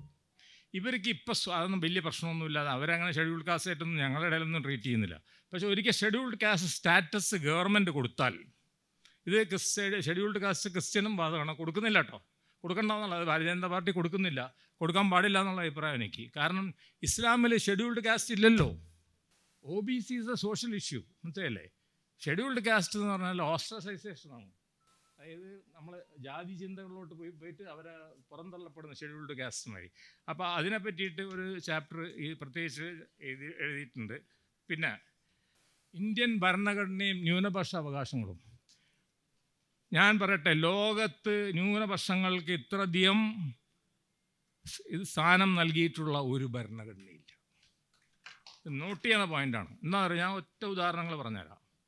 First, you can preach, propagate, അല്ലേ, and believe in your religion. അതിൽ ചെറിയൊരു എതിരഭിപ്രായം എനിക്ക് അവിടെയുണ്ട്. അതിൽ ഈ പ്രൊപ്പഗേറ്റിനെ പറ്റി എനിക്ക് നല്ല അഭിപ്രായമില്ല. പ്രൊപ്പഗേറ്റ് എന്ന് പറഞ്ഞു കഴിഞ്ഞിട്ടുണ്ടെങ്കിൽ അതിൻ്റെ അർത്ഥം എന്താ? നിങ്ങൾ പ്രൊപ്പഗേറ്റ് ചെയ്യുന്നു, നിങ്ങൾ പണം കൊടുത്ത് പ്രൊപ്പഗേറ്റ് ചെയ്യായിരിക്കും, നിങ്ങൾ വേറെ വല്ലതും കൊടുത്ത് പ്രൊപ്പഗേറ്റ് ചെയ്യായിരിക്കും. പറഞ്ഞാൽ മനസ്സിലായില്ലേ? അപ്പോൾ propagation in A mass basis in A country where the majority community does not have that sort of uniformed religion is not correct. എൻ്റെ അഭിപ്രായമാണ്. അത് എനിക്ക് തോന്നുന്നു അത് സമ്മതിക്കുമോ മറ്റു രാജ്യങ്ങൾ സമ്മതിക്കുന്നില്ലല്ലോ. അപ്പോൾ അവർ സമ്മതിക്കുന്നില്ല. രണ്ടാമത്തെ point is regarding minority status. അത് തന്ന് കൊടുക്കുന്നില്ലേ? ഇത് ജിന്നയുടെ പാകിസ്ഥാനിലെ മൈനോറിറ്റി സ്റ്റാറ്റസ് ഉണ്ടോ? ഇല്ലല്ലോ. ഇവിടെ മൈനോറിറ്റി സ്റ്റാറ്റസ് ഉണ്ട്. ആ മൈനോറിറ്റി സ്റ്റാറ്റസ് ഏറ്റവും അധികം എൻജോയ് ചെയ്യുന്നത് MES ആണ്. 100 ചില്ലാനം സ്ഥാപനങ്ങൾക്ക് മൈനോറിറ്റി സ്റ്റാറ്റസ് ഉണ്ട്. ഞങ്ങൾക്ക് 50% സീറ്റ് എടുക്കാം, ഞങ്ങൾക്ക് ഇഷ്ടമുള്ള അധ്യാപകരെ അപ്പോയിൻ്റ് ചെയ്യുക, അൺഎയ്ഡഡ് ആണെങ്കിൽ. അപ്പോൾ അത്തരത്തിലുള്ള ഒന്ന്. 3, മണ്ഡൽ കമ്മീഷൻ റിപ്പോർട്ട് വന്നതോട് കൂടിയിട്ട് OBC മുസ്ലിം, ഞാൻ മണ്ഡലിൻ്റെ എക്സാക്ട് വേർഡ് പറഞ്ഞുകൊണ്ട് ഞാൻ നിർത്താം. As there are barbers, fishermen, weavers in the Hindu community, we have the same communities in the Muslims also. Hence, they have to be given reservation. അങ്ങനെ Mandal commission report വന്നുകൊണ്ട് അവർക്ക് reservation കിട്ടിയിട്ട് പിന്നെ അർജുൻ സിംഗ് മുഖ്യമന്ത്രി ആയിരുന്നപ്പോൾ it is extended to all ഏരിയാസിലോട്ട് extend ചെയ്തു. അപ്പോൾ ഇത് ഒരു കാര്യപ്പെട്ട പോയിന്റ് അതിൽ എഴുതിയിട്ടുണ്ട്. പിന്നെ പൗരത്വ ഭേദഗതി നിയമത്തെ ഞാൻ എന്തുകൊണ്ട് എതിർക്കുന്നു എന്ന് പറഞ്ഞുതരാം. ഇതിലൊരു തെറ്റായ ധാരണയുണ്ട്. അപ്പുറത്തുള്ളവരൊക്കെ മുസ്ലിമും ഇപ്പുറത്തുള്ളവരൊക്കെ ഹിന്ദുക്കളാണ്. അങ്ങനെയല്ലാന്നേ. ഖാൻ അബ്ദുൽ ഗാഫർ ഖാൻ്റെ സന്തതികൾ അവിടെ ഉണ്ട്, മനസ്സിലായി? Khan Sahib chief minister of north west province, അവരവിടെ വലിയ പീഡനം അനുഭവിക്കുന്നുണ്ട് പാകിസ്ഥാനിൽ. അവരിവിടെ വന്നാലോ, ഇപ്പോൾ ഷെയ്ഖ് ഹസീന ഇവിടെ വന്നില്ലേ, അവർക്ക് നിങ്ങൾ സിറ്റിസൺഷിപ്പ് കൊടുക്കേണ്ടി വന്നാലോ? അപ്പോൾ അത് കൊടുക്കൂല എന്ന് പറഞ്ഞാൽ ശരിയല്ല. അത് മാത്രമല്ല, ശ്രീലങ്കൻ തമിഴന്മാരെ ഹിന്ദുക്കളായിട്ട് കണക്കാക്കുന്നില്ല, അവർ തമിഴിയൻസ് എന്ന് പറയുന്നു. അത് ശരിയല്ല. അതാണ് അതിൻ്റെ ബേസിസ് ഓഫ് ദ ആർഗ്യുമെൻറ്റ്. അപ്പോൾ അതാണ് അതിനെപ്പറ്റി പറഞ്ഞിട്ടുള്ളത്. പിന്നെ ഹിന്ദി അടിച്ചേൽപ്പിക്കൽ പറ്റില്ല. അവിടെ ഞാൻ DMKയുടെ കൂടെയാണ്. എനിക്ക് ഹിന്ദിയൊക്കെ അറിയാം, പക്ഷേ അങ്ങനെ അടിച്ചേൽപ്പിക്കാൻ പറ്റില്ല. കാരണം ഇപ്പോൾ അടിച്ചേൽപ്പിക്കുന്നതിൻ്റെ ഏറ്റവും നല്ല തെളിവ് പറഞ്ഞുതരാം. ഇപ്പോഴത്തെ ഗവൺമെൻറ് പ്രോഗ്രാമുകളുടെ പേര് വല്ലതും സതീഷ് നിങ്ങൾക്ക് ഓർമ്മ വെക്കാൻ പറ്റുമോ? എന്തൊക്കെ പേരിടുന്നവർ? രാഷ്ട്രീയ ഭക്ഷൺ യോജന എന്ന് വെച്ചാൽ രാഷ്ട്രീയമായിട്ട് ഭക്ഷണം കഴിക്കാനുള്ള, അത് നമ്മുടെ ഫുഡ് സെക്യൂരിറ്റി ആക്ടാണ് അത്, അല്ലേ സജിജി? പഴയ ഫുഡ് സെക്യൂരിറ്റി, രാഷ്ട്രീയ ഫുഡ് സെക്യൂരിറ്റി സുരക്ഷിത ഖാനാപീന. ഓക്കെ, അപ്പോൾ അത് നമ്മൾ എതിർക്കുന്നു. പിന്നെ അയോധ്യയിൽ ഞാൻ ഓൾറെഡി പറഞ്ഞു, ഞാനിതിൽ പറഞ്ഞ പോയത് അയോധ്യ വിധിയെ ഞങ്ങൾ അംഗീകരിക്കുന്നു. കാരണം അന്ന് മുസ്ലിം സംഘടനകളൊക്കെ പറഞ്ഞ അയോധ്യ വിധിയെ എന്തായാലും ഞങ്ങൾ അംഗീകരിക്കുന്നുള്ളൂ. പക്ഷേ അതിൽ എനിക്ക് എതിർപ്പുള്ളൊരു കാര്യം എന്താണെന്ന് പറഞ്ഞാൽ 5 ഏക്കർ സ്ഥലമൊന്നും അവിടെ വേണ്ട, അത് ഞങ്ങൾ വാങ്ങിച്ചോളുണ്ട് ആവശ്യമുണ്ടെങ്കിൽ. ഇനി ആ 5 ഏക്കറിന് വേണ്ടി അവിടെ തല്ലുകൂടി കൂടണ്ട. 1 ഇഞ്ച് പോലും നീങ്ങിയില്ല സാർ അത് 5 ഏക്കർ കൊടുത്തിട്ട്. അതിൻ്റെ അർത്ഥം ഞാൻ പറഞ്ഞത് ആൾക്കാർ നിൽക്കുന്നു, അവർ പറഞ്ഞു എന്തിനാണ് വേറെ പള്ളി അവിടെ? ഓ ഇത് അല്ലെങ്കിൽ വേണ്ട. ശരി, അപ്പോൾ അതവിടെ പോയി സാർ. പിന്നെ കേന്ദ്രവും സംസ്ഥാനങ്ങളായി ഞാൻ കൂടുതലൊന്നും പറയേണ്ട ആവശ്യമില്ല, നമുക്കറിയാം നമ്മുടെ കാര്യം പോക്കാണെന്നുള്ളത്. എന്നാണ് നിങ്ങൾ GST അനുവദിച്ചത്, അന്ന് നിങ്ങളുടെ കാര്യം പോയി. അന്ന് ഞാനും ഒരു ചാനൽ ചർച്ചയിൽ നമ്മുടെ തോമസ് ഐസക് ഉണ്ടായിരുന്നു. അപ്പോൾ ഞാൻ എടുത്തു വയ്ക്കുന്ന പറഞ്ഞ് അത് തെറ്റാണ്, നിങ്ങളത് ഹാൻഡ് ഓവർ ചെയ്തത്. സോ നൗ നിങ്ങളുടെ റവന്യൂ നിങ്ങൾ ഗവൺമെൻറ് ഹാൻഡ് ഓവർ ചെയ്തിരിക്കുക. അവർ നിങ്ങളോട് എതിർക്കുമ്പോൾ അത് നിങ്ങളുടെ തല കക്ഷത്ത് വെച്ചതിന് തുല്യം. അതാണ് ഇപ്പോൾ സ്ഥിതി. ഇപ്പോൾ ഞങ്ങൾക്ക് കിട്ടിയില്ല നിങ്ങൾ കൊണ്ടേ കൊടുത്താലാണ്. അപ്പോൾ അത് GSTയുടെ കാര്യം പെട്ടെന്ന് ഞാൻ പറഞ്ഞ് തീർക്കാം. പിന്നൊന്നത് മഹാത്മാഗാന്ധിയും EV രാമസ്വാമി നായിക്കരും തമ്മിലുള്ള അറിയാലോ, അത് 2 പോളിൽ നിൽക്കുന്ന 2 ആൾക്കാരാണ്, മനസ്സിലായില്ലേ? അവർ തമ്മിലുള്ള പോരാട്ടത്തെ പറ്റി. പിന്നെ ദേശീയ വിദ്യാഭ്യാസ നയത്തെ ഒന്നും ഞാൻ പറയുന്നില്ല. നെക്സ്റ്റ് ഉള്ളത് അത് പാർലമെൻറ്റ് കൂടാതെ പാർലമെൻറ്റിനെ വെട്ടിച്ചുകൊണ്ട് നിയമങ്ങൾ പാസ്സാക്കുക. പാർലമെൻറ്റ് കൂടുന്നില്ല, പെട്ടെന്ന് രാവിലെ അങ്ങോട്ട് വരിക, ഈ സാധനം ഉണ്ട്, നല്ല ഭൂരിപക്ഷം നടപ്പാക്കുക, അങ്ങോട്ട് നടപ്പാക്കി കളയുക. അത് ഒട്ടും നമുക്ക് അംഗീകരിക്കാൻ പറ്റാത്ത കാര്യമാണ്. പിന്നെ ഉള്ളത് ഓഫ് കോഴ്സ് സംസ്കാരങ്ങളുടെ സങ്കലനങ്ങൾ എന്നുള്ളൊരു കാര്യം ഞാൻ അതിൽ എഴുതിയിട്ടുണ്ട്. അതാണ് ഇപ്പോൾ വീണ്ടും ഫൈനലി ചോദ്യം ചെയ്തു വരുന്നത്. എന്താണ്, വാവർ ക്ഷേത്രം വേണോ? അല്ല, ഞങ്ങൾക്ക് വേണ്ടാന്ന്. വാവർ ക്ഷേത്രം നമ്മൾ പറഞ്ഞില്ല, നമുക്ക് വേണമെന്ന്. വാവറെന്ന് ഇത്തരത്തിലുള്ള ഒരുപാട് ഐതിഹ്യങ്ങളുണ്ട്. ഉദാഹരണമായിട്ട് അജ്മീർ ഷെരീഫിൽ നമ്മൾ പോകുമ്പോൾ ഏറ്റവും അധികം കൂടുതൽ കാണുന്നത് ഹൈന്ദവ സുഹൃത്തുക്കളെയാണ്. 2 നമ്മൾ ഹാജിയലിയിൽ നമ്മൾ പോലെ ബോംബെയിലെ അടുത്ത് നമുക്ക് അങ്ങോട്ട് പോയി വരാവുന്നത്, അവിടെ ഹൈന്ദവ സുഹൃത്ത്. ഇതൊക്കെ നമ്മുടെ നന്മയാണ് കാണിക്കുന്നത്. ഇതൊക്കെ നമ്മൾ തമ്മിലുള്ള സ്നേഹം. ഇപ്പോൾ ഉദാഹരണം ഹിന്ദുസ്ഥാനി സംഗീതത്തിൻ്റെ പിതാവ് എന്ന പേരിൽ അറിയപ്പെടുന്ന നിസാമുദ്ദീൻ ഔലിയയുടെ കവർ ഡൽഹിയിൽ പോയിട്ടുണ്ടെങ്കിൽ കവറിൽ പോകാത്ത ഞാൻ പോലും ഞാൻ പോകാറുണ്ട്. ഞാൻ കവറിൽ പോകാറില്ല, അല്ലേ? ഞാൻ കവറിൽ പോകാറില്ല, ഇത് മൂപ്പര് പോകാറുണ്ട്. ശരി. അപ്പോൾ അല്ല, അതൊക്കെ ഞാൻ ചൂണ്ടിക്കാണിച്ചത് ഈ വിഷയത്തിൽ മുസ്ലിങ്ങൾ തന്നെ അഭിപ്രായ വ്യത്യാസമുണ്ട്. കബറിൽ പോകണമെന്ന് പറയാം, അറിയില്ല, നമുക്ക് കബർ സിയാറത്ത് എന്നാണ് അതിനെ പറയുന്നത്. അപ്പോൾ ഓക്കെ. അപ്പോൾ ഇത്തരത്തിലുള്ള ഒരുപാട് കാര്യങ്ങളെ പറ്റിയിട്ടാണ് ഡിസ്കസ് ചെയ്ത് ഞാൻ കൂടുതൽ ഇതിനെപ്പറ്റി പറയുന്നില്ല. എനിക്ക് ഏറ്റവും ഇഷ്ടപ്പെട്ടൊരു കാര്യം എന്താണെന്ന് വെച്ചാൽ, ഈ മഹാരഥന്മാർ എന്തായാലും ഇവർ മഹാരഥന്മാരാണ്, മനസ്സിലായില്ലേ? ഒരാൾ എന്നോ വലിയ ലെവലിലെത്തിക്കഴിഞ്ഞാൽ മുനീർ സാഹിബാണ്. പിന്നെ ഞങ്ങൾക്ക് രണ്ടുപേർക്കും ഒരു സ്വകാര്യ ദുഃഖമുണ്ട്. ഞങ്ങൾ എന്ത് ചെയ്താലും ഒരു അവസാനം പറയുന്നത് PK അബ്ദുൽ ഗഫൂറിൻ്റെ മോനുമാണ്, CHൻ്റെ മോനുമാണ്. നമുക്കൊരു വിലയില്ല, മനസ്സിലായില്ലേ? പണി മാനിട്ട് ഞങ്ങൾ രണ്ടുപേരും എല്ലാ ഫീൽഡിലും നോക്കട്ട്, രക്ഷയില്ല. അതിന് ആദ്യം ഇത് വരും, ആമുഖം വരും, പിടിയിട്ടില്ലേ? അല്ല, പിന്നെ നമുക്കറിയാലോ, ഈ അടുത്ത ഇലക്ഷനിൽ ഒരു വലിയ പ്രതീക്ഷയിൽ നിൽക്കുകയാണ് സതീഷ്ജിയൊക്കെ. നമുക്കും പ്രതീക്ഷയുണ്ട്. എനിക്കൊന്ന് പ്രവീൺ അവിടെ ഇരിക്കുന്നത്, മൂപ്പരും കുറച്ച് പ്രതീക്ഷയൊക്കെ ഉണ്ട്, മനസ്സിലായില്ലേ? ആ പ്രതീക്ഷ എന്താണെന്നുള്ള ഒരു MLA ആവാനോ പ്രതിപക്ഷ നേതാവാനുള്ള പ്രതീക്ഷ അല്ല, വേറെ ചില പ്രതീക്ഷകൾ. അപ്പോൾ അതിൽ ഞാൻ എല്ലാ നിലക്കും എൻ്റെ ഭാവങ്ങളും നേരെയാണ്. ഏതായാലും ഇത്രയും ഗംഭീരമായിട്ടുള്ള ഒരു പരിപാടി ഇവിടെ സംഘടിപ്പിച്ച MESന് എല്ലാം പറഞ്ഞാലും ഞങ്ങളൊക്കെ നിലനിൽക്കുന്നത് MESൻ്റെ ഒറ്റ പേരിലാണ്. അത് ആ സംഘടനയാണ് ഇത്തരത്തിലുള്ള ഞങ്ങളെ ഈ പ്രചോദനം നൽകുന്നതും ഞങ്ങൾക്ക് വേദികൾ നൽകുന്നതും ഞങ്ങൾക്ക് അവസരങ്ങൾ നൽകുന്നതും ഈ സംഘടനയാണ്. ഈ സംഘടനയുടെ സാരഥികൾ ഇവിടെ ഉണ്ട്. മുഖ്യ സാരഥി എല്ലാവരും ഉണ്ട് ഇവിടെ. ലത്തീഫ് ജില്ലാ പ്രസിഡന്റ്, അഷ്റഫ് ജില്ലാ സെക്രട്ടറി, സലാഹുദ്ദീൻ സംസ്ഥാന ട്രഷറർ, സംസ്ഥാന ജനറൽ സെക്രട്ടറി കുഞ്ഞുമൊയ്തീൻ, അവരോടും നന്ദി രേഖപ്പെടുത്തുന്നു. അവസാനമായിട്ട് ഞാൻ പറയാൻ വിട്ടൊരു കാര്യമുണ്ട്. ചേക്കുട്ടിയുടെ പാരവെച്ച് എങ്ങനെയാണ് 79 ഞാൻ മെഡിസിൻ പഠിക്കുന്നു. അപ്പോൾ ഞാൻ അത്യാവശ്യം കോൺഗ്രസിനോട് അനുഭവമുള്ള ഒരാളാണ്, KSU. അപ്പോൾ എന്നെ കാണാൻ PT തോമസും KT ജോസഫും കൂടെ വരുന്നു. അപ്പോൾ എന്താ സംഭവം, 2 UUC കൗൺസിലറുണ്ട് മെഡിക്കൽ കോളേജിൽ. ചേക്കുട്ടിക്ക് ഓർമ്മയില്ലേ?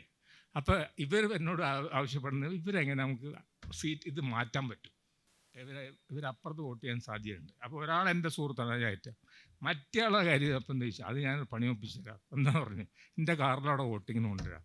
അങ്ങനെ ഈ വോട്ടിങ് നടക്കുന്ന യൂണിവേഴ്സിറ്റിയിൽ അതിന് പകരമായിട്ട് ഞാൻ പാലക്കാട് വഴിക്കൊക്കെ പോയി 5 മണിക്ക് ശേഷം എത്തിയിട്ട് ചേക്കുട്ടിക്ക് ഒരു വോട്ട് ഇല്ലാതാക്കാൻ.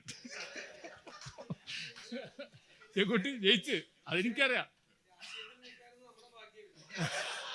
അല്ല, ചേക്കുട്ടി ജയിച്ചെന്ന് ഞാനിൽ ചോദിച്ചില്ലേ, ഞാൻ കറക്റ്റായിട്ട് ചേക്കുട്ടിയോട് ചോദിച്ചില്ലേ 79.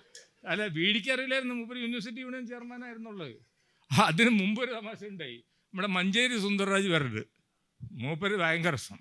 അത് ഞങ്ങൾ ഗസ്റ്റിംഗ് കോളേജിൽ പഠിക്കുമ്പോൾ, ഞാൻ അന്നും ഈ കോൺഗ്രസ്സുകാരനാണ്, KSU. അപ്പോൾ ഞങ്ങളെ യൂണിയനിലുള്ളവരാണ്. അപ്പോൾ എന്നോട് പറഞ്ഞു, ഞങ്ങൾക്ക് ഇങ്ങനെ വന്നിട്ട് മൂപ്പര് പറയണം, മഞ്ചേരി എന്നോട് പറഞ്ഞു, ഞാനൊരു കല്ലെടുത്തെറിഞ്ഞിട്ടുണ്ട്. എന്ത് കല്ലെടുത്തെറിഞ്ഞു? ഞാൻ കോൺഗ്രസ് കാൻഡിഡേറ്റിനെതിരായിട്ട് മത്സരിക്കാൻ തീരുമാനിച്ചു. ഞാൻ പറഞ്ഞു, നിങ്ങൾ കോൺഗ്രസിൻ്റെ ഞങ്ങളുടെ യൂണിവേഴ്സിറ്റി യൂണിയൻ ചെയർമാനല്ലേ? ഇല്ല, ആ മുല്ലപ്പള്ളി ആയാൽ ശരിയാവില്ല.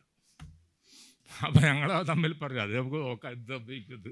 ചുരുക്കി പറയാം, മഞ്ചേരി തോറ്റ് മുല്ലപ്പള്ളി ജയിച്ചു. അപ്പോൾ കോൺഗ്രസിൻ്റെ ചരിത്രം ഞാൻ പറയണം. ഇത്രയും പറഞ്ഞുകൊണ്ട് എൻ്റെ വാക്കുകൾ സംസാരിക്കുന്നു. എല്ലാവരോടും നന്ദി രേഖപ്പെടുത്തുന്നു.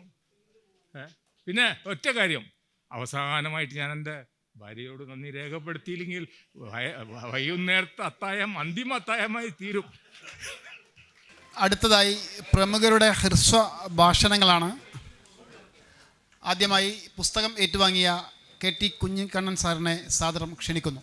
പ്രിയപ്പെട്ടവരെ, വളരെ സന്തോഷകരമായ ഒരനുഭവത്തിൽ പങ്കെടുത്തുകൊണ്ടാണ് ഞാനിവിടെ ഒരു പ്രതികരണം നടത്തുന്നത്. നമുക്കൊക്കെ പ്രിയപ്പെട്ട ഡോക്ടർ ഫസൽ ഗഫൂറിൻ്റെ വളരെ ശ്രദ്ധേയമായ നിരീക്ഷണങ്ങളുടെയും അദ്ദേഹത്തിൻ്റെ വീക്ഷണങ്ങളുടെയും ഒരു സമാഹാരം എന്ന നിലക്കാണ് ഈ പുസ്തകം തയ്യാറാക്കിയിട്ടുള്ളതും ഇവിടെ പ്രകാശിപ്പിച്ചിട്ടുള്ളതും. ഈ പുസ്തകത്തെ, അതിലെ 23ഓളം ലേഖനങ്ങളുണ്ട്. ആ 23 ലേഖനവും ഞാൻ ശ്രദ്ധയോടെ വായിച്ചതാണ്. ഈ പുസ്തകത്തെ ഞാൻ ഫസൽ ഇവിടെ കാണുന്നത് പോലെ വളരെ ഉപരിപ്ലവമായ രീതിയിൽ കാണാൻ ആഗ്രഹിക്കുന്നില്ല.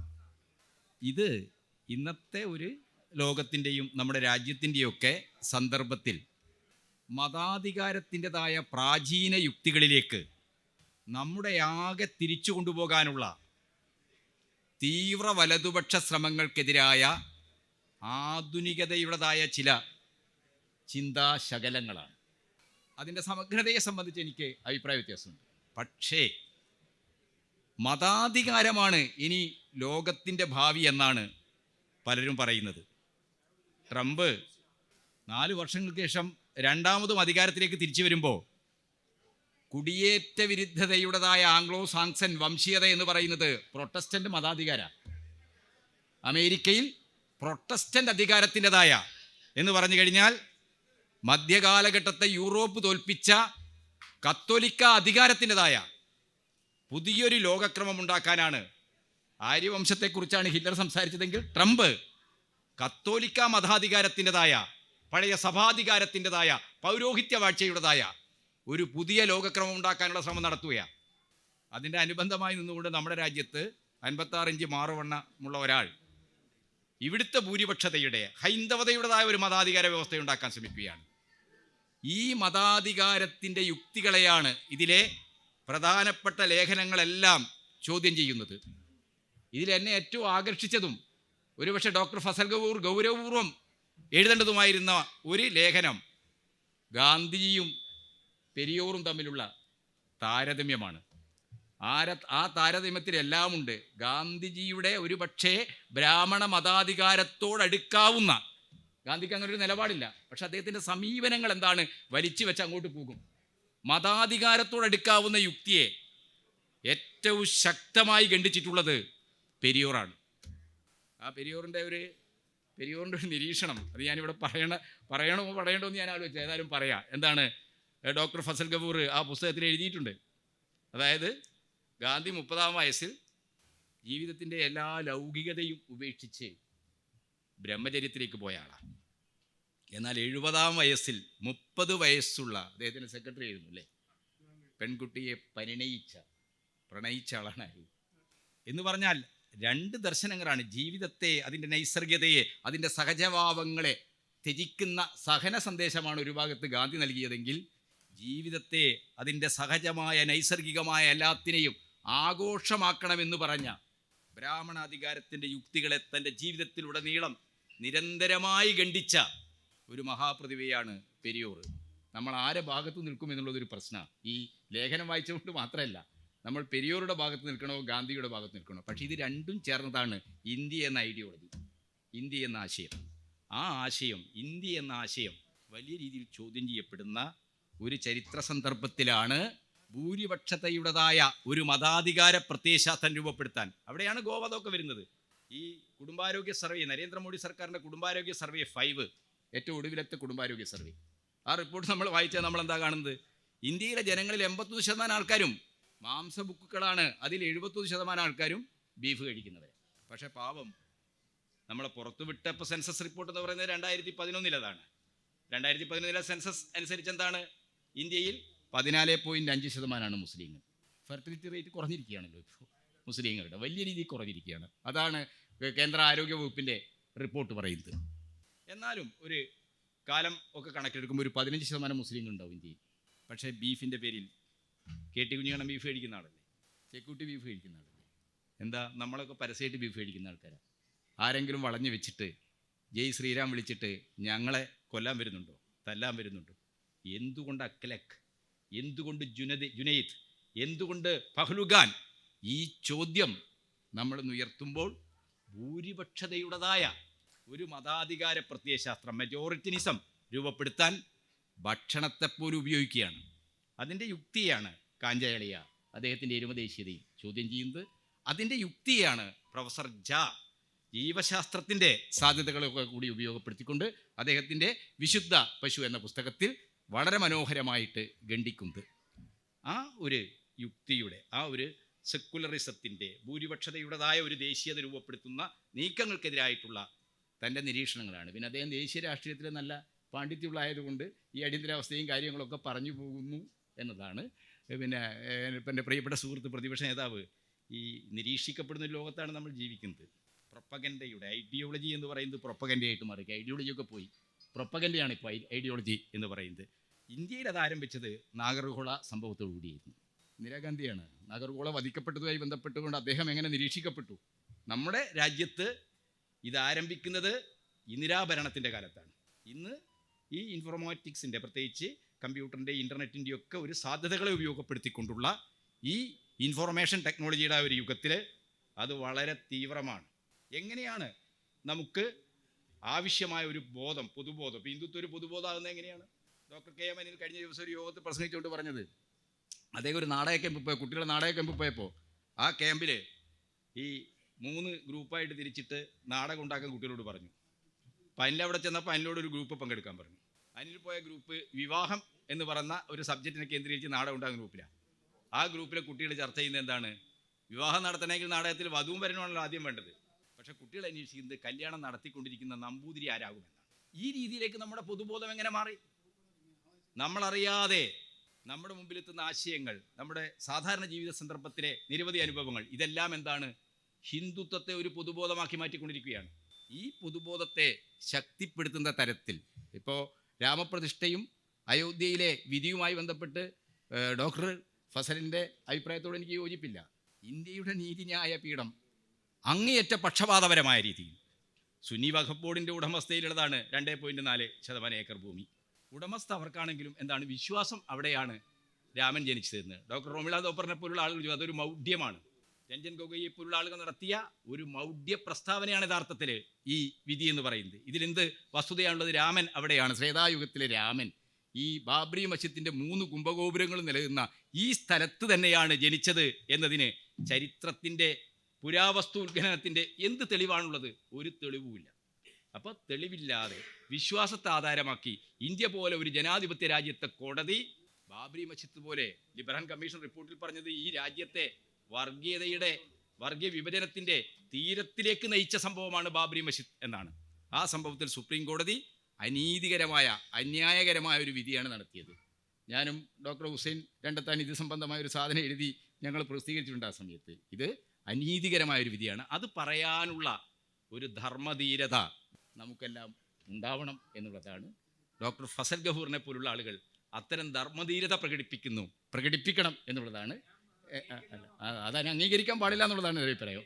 അത്തരത്തിലുള്ള ധർമ്മധീരതയിൽ നിന്നുകൊണ്ട് മാത്രമേ നമുക്ക് ഇന്നത്തെ ചരിത്രം എന്താണ്, ചരിത്രം നമ്മളെ ഭയപ്പെടുത്തി നിർത്തുകയാണ്. അപ്പം ഭയപ്പെട്ട് പിന്മാറുന്നവരല്ല നമ്മൾ. ധീരമായ കാര്യങ്ങൾ പറയാൻ ബാധ്യസ്ഥരാണ് നമ്മളെന്ന് പറയണം. ഭയം കൊണ്ടാണല്ലോ പ്രിയങ്ക ഗാന്ധി അവിടെ വെള്ളിശിലയായിട്ട് പോയത്.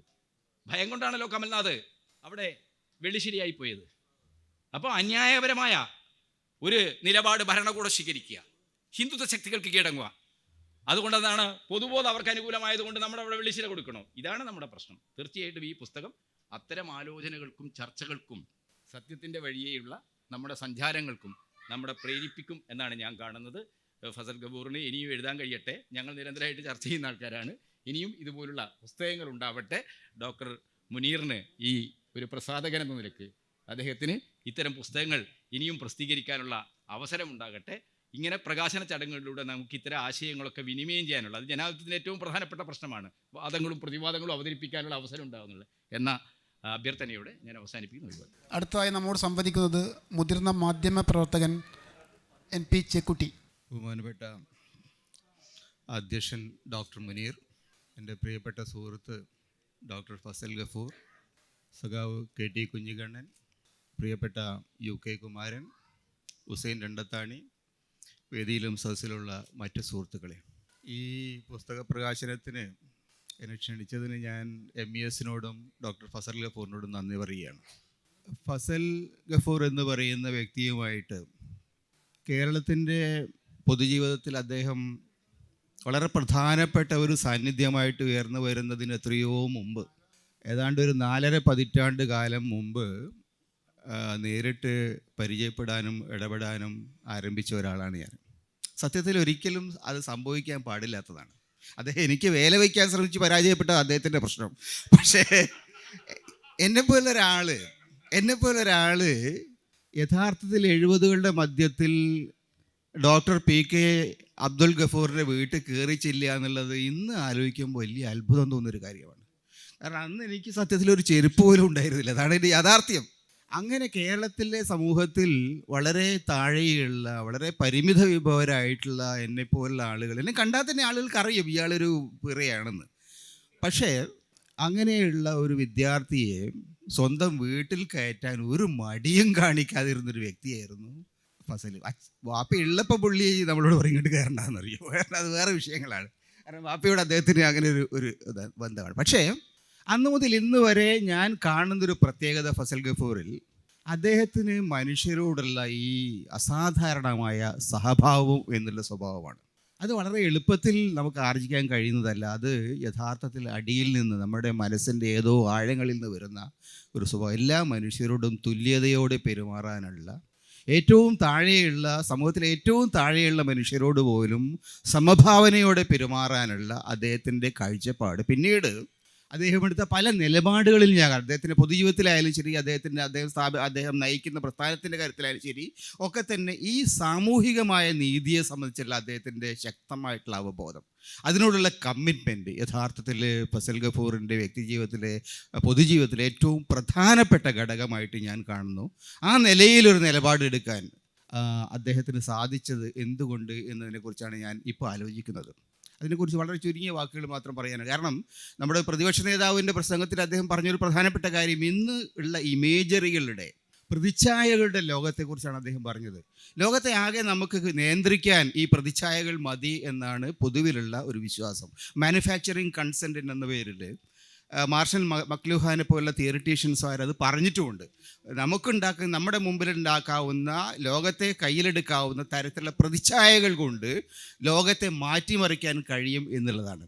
പക്ഷെ പലപ്പോഴും നമ്മൾ ഒരു ദീർഘകാല ചരിത്രത്തിൻ്റെ ഒരു പശ്ചാത്തലത്തിൽ നോക്കുമ്പോൾ ഇത് വസ്തുതയല്ല എന്നാണ് എനിക്ക് പലപ്പോഴും ബോധ്യപ്പെട്ടത്. കാരണം കഴിഞ്ഞ ദിവസങ്ങളിൽ, കഴിഞ്ഞ വർഷങ്ങളിൽ, കഴിഞ്ഞ മാസങ്ങളിലൊക്കെ നമ്മൾ കാണുന്ന ഒരുപാട് സെലിബ്രിറ്റീസ് ഉണ്ട്. ആ സെലിബ്രിറ്റീസിൻ്റെ പേര് 1 ആഴ്ച, 2 ആഴ്ച, 3 ആഴ്ച കഴിഞ്ഞാൽ ചിലപ്പോൾ നമ്മൾ തന്നെ മറന്നു പോകുന്നുണ്ട്. അപ്പം അതുകൊണ്ട് ഈ നൈമിഷികമായ, എഫീമറലായിട്ടുള്ള, ട്രാൻസ്പെറൻ്റ് ആയിട്ടുള്ള ഈ സവിശേഷത നിന്ന് വ്യത്യസ്തമായിട്ട് ഒരു ദീർഘകാലത്തേക്കുള്ള ഇമേജറികൾ നമ്മുടെ മനസ്സിനകത്ത് സൂക്ഷിക്കാൻ സഹായിക്കുന്ന ഘടകങ്ങൾ എന്താണ്? അതാണ് ഏറ്റവും പ്രധാനം. ആ ഘടകങ്ങളിലൊന്ന് നമ്മുടെ ആശയങ്ങളോട്, കൃത്യമായിട്ടുള്ള നിലപാടുകളോട്, സാമൂഹികമായിട്ടുള്ള നമ്മുടെ കാഴ്ചപ്പാടുകളുള്ള ദീർഘകാല പ്രതിബദ്ധതയാണെന്ന് എനിക്ക് തോന്നുന്നത്.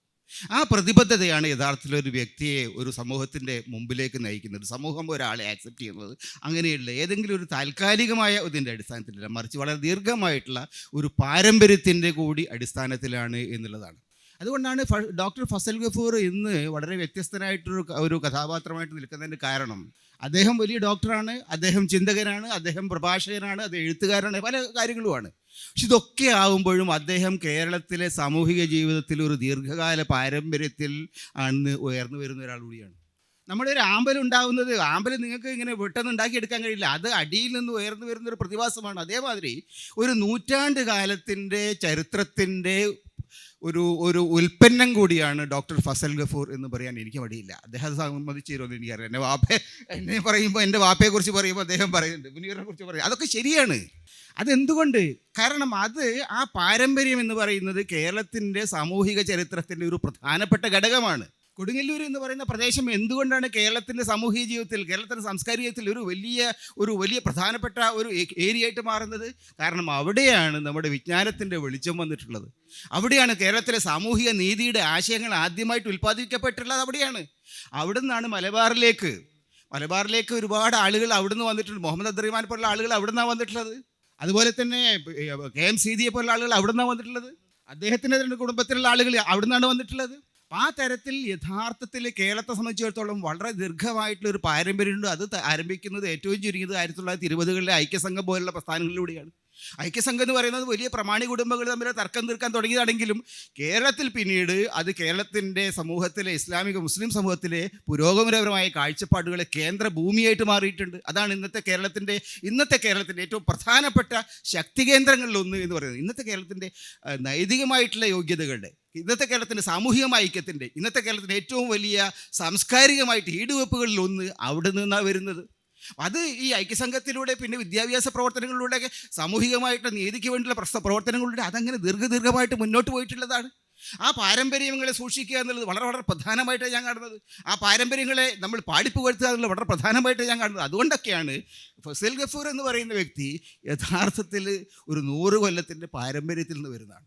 ആ നിലയിൽ അദ്ദേഹത്തിൻ്റെ ചിന്തകൾ, അദ്ദേഹത്തിൻ്റെ സമീപനങ്ങൾ, അദ്ദേഹത്തിൻ്റെ അഭിപ്രായങ്ങൾ കേരളീയ സമൂഹത്തിൻ്റെ ഏറ്റവും പ്രധാനപ്പെട്ട, ഏറ്റവും ചിന്താപരമായിട്ട് ഏറ്റവും ഉയർന്നു നിൽക്കുന്ന ഒരു വിഭാഗത്തിൽ നിന്ന് കൂടി വരുന്നതാണ്. ആ നിലയിൽ ആണ് അദ്ദേഹത്തെ നമ്മൾ കാണേണ്ടത്. ആ നിലയിൽ അതുകൊണ്ടുകൂടിയാണ് ഞാൻ പറയുന്നത്, ഞാൻ നേരത്തെ അദ്ദേഹം പറഞ്ഞു, നിങ്ങൾ തീർച്ചയായും കുറേ കൂടി സമയമെടുത്തുകൊണ്ട് കുറേ കൂടി ആഴത്തിൽ കേരളത്തിൻ്റെ ജീവിതത്തെക്കുറിച്ച്, കേരളത്തിൻ്റെ പൊതുജീവിതത്തെക്കുറിച്ച് നമ്മുടെ തന്നെ അനുഭവങ്ങളുടെ പശ്ചാത്തലത്തിൽ വളരെ കൃത്യമായിട്ടുള്ള വിശകലനങ്ങൾ അടങ്ങുന്ന ഒരു കൃതി ഒരു അല്പകഥാപരമായിട്ടുള്ള ഒരു കൃതി എഴുതേണ്ടതാണ് എന്ന് ഞാൻ പറയാനത് കാരണം അത് ആ തരത്തിലുള്ള ഒരു ദീർഘമായ പാരമ്പര്യം അവിടെയാണ്. ഞാൻ ഈടെയാണ്, എൻ്റെ സുഹൃത്താണ് കാദിയാൾ അബൂബക്കർ എന്ന് പറയുന്നത്, കൊടുങ്ങല്ലൂരുള്ള ആളാണ്. അദ്ദേഹം മണപ്പാടൻ എന്ന പേരിൽ ഒരു കൃതി എഴുതിയിട്ടുണ്ട്. കേരളീയ സമൂഹത്തിൻ്റെ, കേരളീയ നവോത്ഥാനത്തിൻ്റെ ശില്പികളിൽ ഒരാളായിട്ടാണ് മണപ്പാടൻ. എനിക്കറിയില്ലായിരുന്നു ഈ മണപ്പാടൻ ജോബ് ആയാലും. വായിച്ചു നോക്കുമ്പോഴാണ് ഇദ്ദേഹത്തിൻ്റെ ഗ്രാൻഡ് ഫാദറിൻ്റെ ബ്രദർ. അപ്പോൾ ആ നിലയിൽ യഥാർത്ഥത്തിൽ കേരളത്തിൽ മണപ്പാടൻ ചെയ്തിട്ടുള്ള സംഭാവനകളെക്കുറിച്ച് ആ പുസ്തകം വായിച്ചു കഴിഞ്ഞപ്പോഴാണ് എനിക്ക് അത് എത്രത്തോളം പ്രധാനപ്പെട്ട ഒരു സംഭാവനകളാണ് എന്ന് മനസ്സിലാക്കാൻ കഴിഞ്ഞത്. അപ്പോൾ ആ നിലയിൽ നമ്മുടെ കേരളത്തിലെ പൊതുസമൂഹത്തിന് പൊതുവിൽ അറിയാൻ കഴിഞ്ഞിട്ടില്ലാത്ത, കേരളീയ സമൂഹത്തെ സംബന്ധിച്ചുള്ള വളരെ വളരെ പ്രധാനപ്പെട്ട നിരവധി കാര്യങ്ങൾ ഇന്നും അങ്ങനെ അറിയപ്പെടാതെ കിടക്കുന്നുണ്ട്. ഇത്തരം കാര്യങ്ങളെക്കുറിച്ച് സ്വന്തം അനുഭവത്തിൻ്റെയും സ്വന്തം പാരമ്പര്യത്തിൻ്റെയും അടിസ്ഥാനത്തിൽ കുറേ കൂടി വിശദമായിട്ട് എഴുതാനുള്ള സമയം അദ്ദേഹം കണ്ടെത്തും എന്ന് ഞാൻ പ്രതീക്ഷിക്കുന്നു. ഈ പരിപാടിക്ക് എന്നെ ക്ഷണിച്ചതിന് നന്ദി പറഞ്ഞുകൊണ്ട് അവസാനിപ്പിക്കുന്നു. ബഹുകൾ. അടുത്തതായി ഹ്രസ്വ ഭാഷണത്തിനായി MESൻ്റെ കാര്യദർശി KK കുഞ്ഞുമൊയ്തീൻ സാഹിബിനെ സാദരം ക്ഷണിക്കുന്നു. ബഹുമാന്യ യോഗാധ്യക്ഷൻ ഡോക്ടർ MK മുനീർ MLA, പ്രിയങ്കരനായ പുസ്തകം രചിച്ച MESൻ്റെ സംസ്ഥാന പ്രസിഡന്റ് കൂടിയായ ഡോക്ടർ ഫസൽ ഗഫൂർ സാഹിബ് ഉൾപ്പെടെ വേദിയിലിരിക്കുന്ന ഏറ്റവും ബഹുമാന്യരായ നേതാക്കളെ, സദസ്സിലെ പ്രിയപ്പെട്ടവരെ, കഴിഞ്ഞ കുറച്ച് നാളുകളായി ചാനൽ ചർച്ചകളിൽ, മറ്റ് സെമിനാറുകളിൽ, വിവിധ യോഗങ്ങളിലൊക്കെ പറഞ്ഞ ആശയങ്ങൾ, വ്യത്യസ്തമായ വിഷയങ്ങളെക്കുറിച്ച്, അത് കേരളത്തിലെ വിഷയങ്ങളുണ്ട്, ദേശീയ തലത്തിലുള്ള ശ്രദ്ധേയമായ വിവാദമായ ചർച്ചകൾ നടന്ന കാര്യങ്ങളുണ്ട്, അന്തർദേശീയ തലത്തിലുള്ള വിഷയങ്ങളുണ്ട്. അങ്ങനെ 23 കുറിപ്പുകൾ ആണ് എൻ്റെ വീക്ഷണം, എൻ്റെ നിരീക്ഷണം എന്ന പേരിൽ ഇവിടെ ഇന്ന് പ്രകാശനം ചെയ്യപ്പെട്ടത്. പലസ്തീനിലെ ജനങ്ങൾ അനുഭവിക്കുന്ന ദുരിതം, ഇസ്രായേലിൻ്റെ അധിനിവേശം, റഷ്യൻ ഉക്രൈൻ യുദ്ധം, ഗോവധ നിരോധനം ഉൾപ്പെടെയുള്ള കാര്യങ്ങൾ, കേരളത്തിൻ്റെ സാമൂഹ്യ രാഷ്ട്രീയ പശ്ചാത്തലം ഒരു വിഷയമാക്കിക്കൊണ്ട് പറഞ്ഞ കാര്യങ്ങൾ, ഒട്ടനവധിയായ കാര്യങ്ങൾ, ഞാൻ വിശദമായ അത്തരം കാര്യങ്ങൾ അടുക്കുന്നില്ല. പക്ഷേ MESൻ്റെ ഞങ്ങളുടെ നേതാവ് എന്നുള്ളത് ഞങ്ങൾ MES പ്രവർത്തകർക്ക് അദ്ദേഹം ഒരു അത്ഭുത പ്രതിഭാസമാണ്. കാരണം ഒരു പ്രഗത്ഭനായ ന്യൂറോളജിസ്റ്റ് എന്നുള്ള നിലയിൽ അദ്ദേഹത്തിൻ്റെ രോഗികളെ കാണാനുള്ള ആ ഒരു സമയവും അതിനുവേണ്ടി മാറ്റിവെക്കണം കുറേ സമയം. മെഡിക്കൽ കോളേജിൻ്റെ ഡയറക്ടർ എന്നുള്ള നിലയിലുള്ള ഉത്തരവാദിത്വം, MESൻ്റെ സംസ്ഥാന പ്രസിഡന്റ്, ഞങ്ങളുടെ സംഘടന വലിയ അഭിപ്രായ വ്യത്യാസങ്ങളില്ലെങ്കിലും ജില്ലയിലും താലൂക്കിലും ഒക്കെ ഉണ്ടാകുന്ന ചെറിയ ചെറിയ കാര്യങ്ങൾ അലോസരപ്പെടുത്തുന്ന അദ്ദേഹത്തിൻ്റെ അടുത്ത് ഫോൺ കോളുകൾ വരും.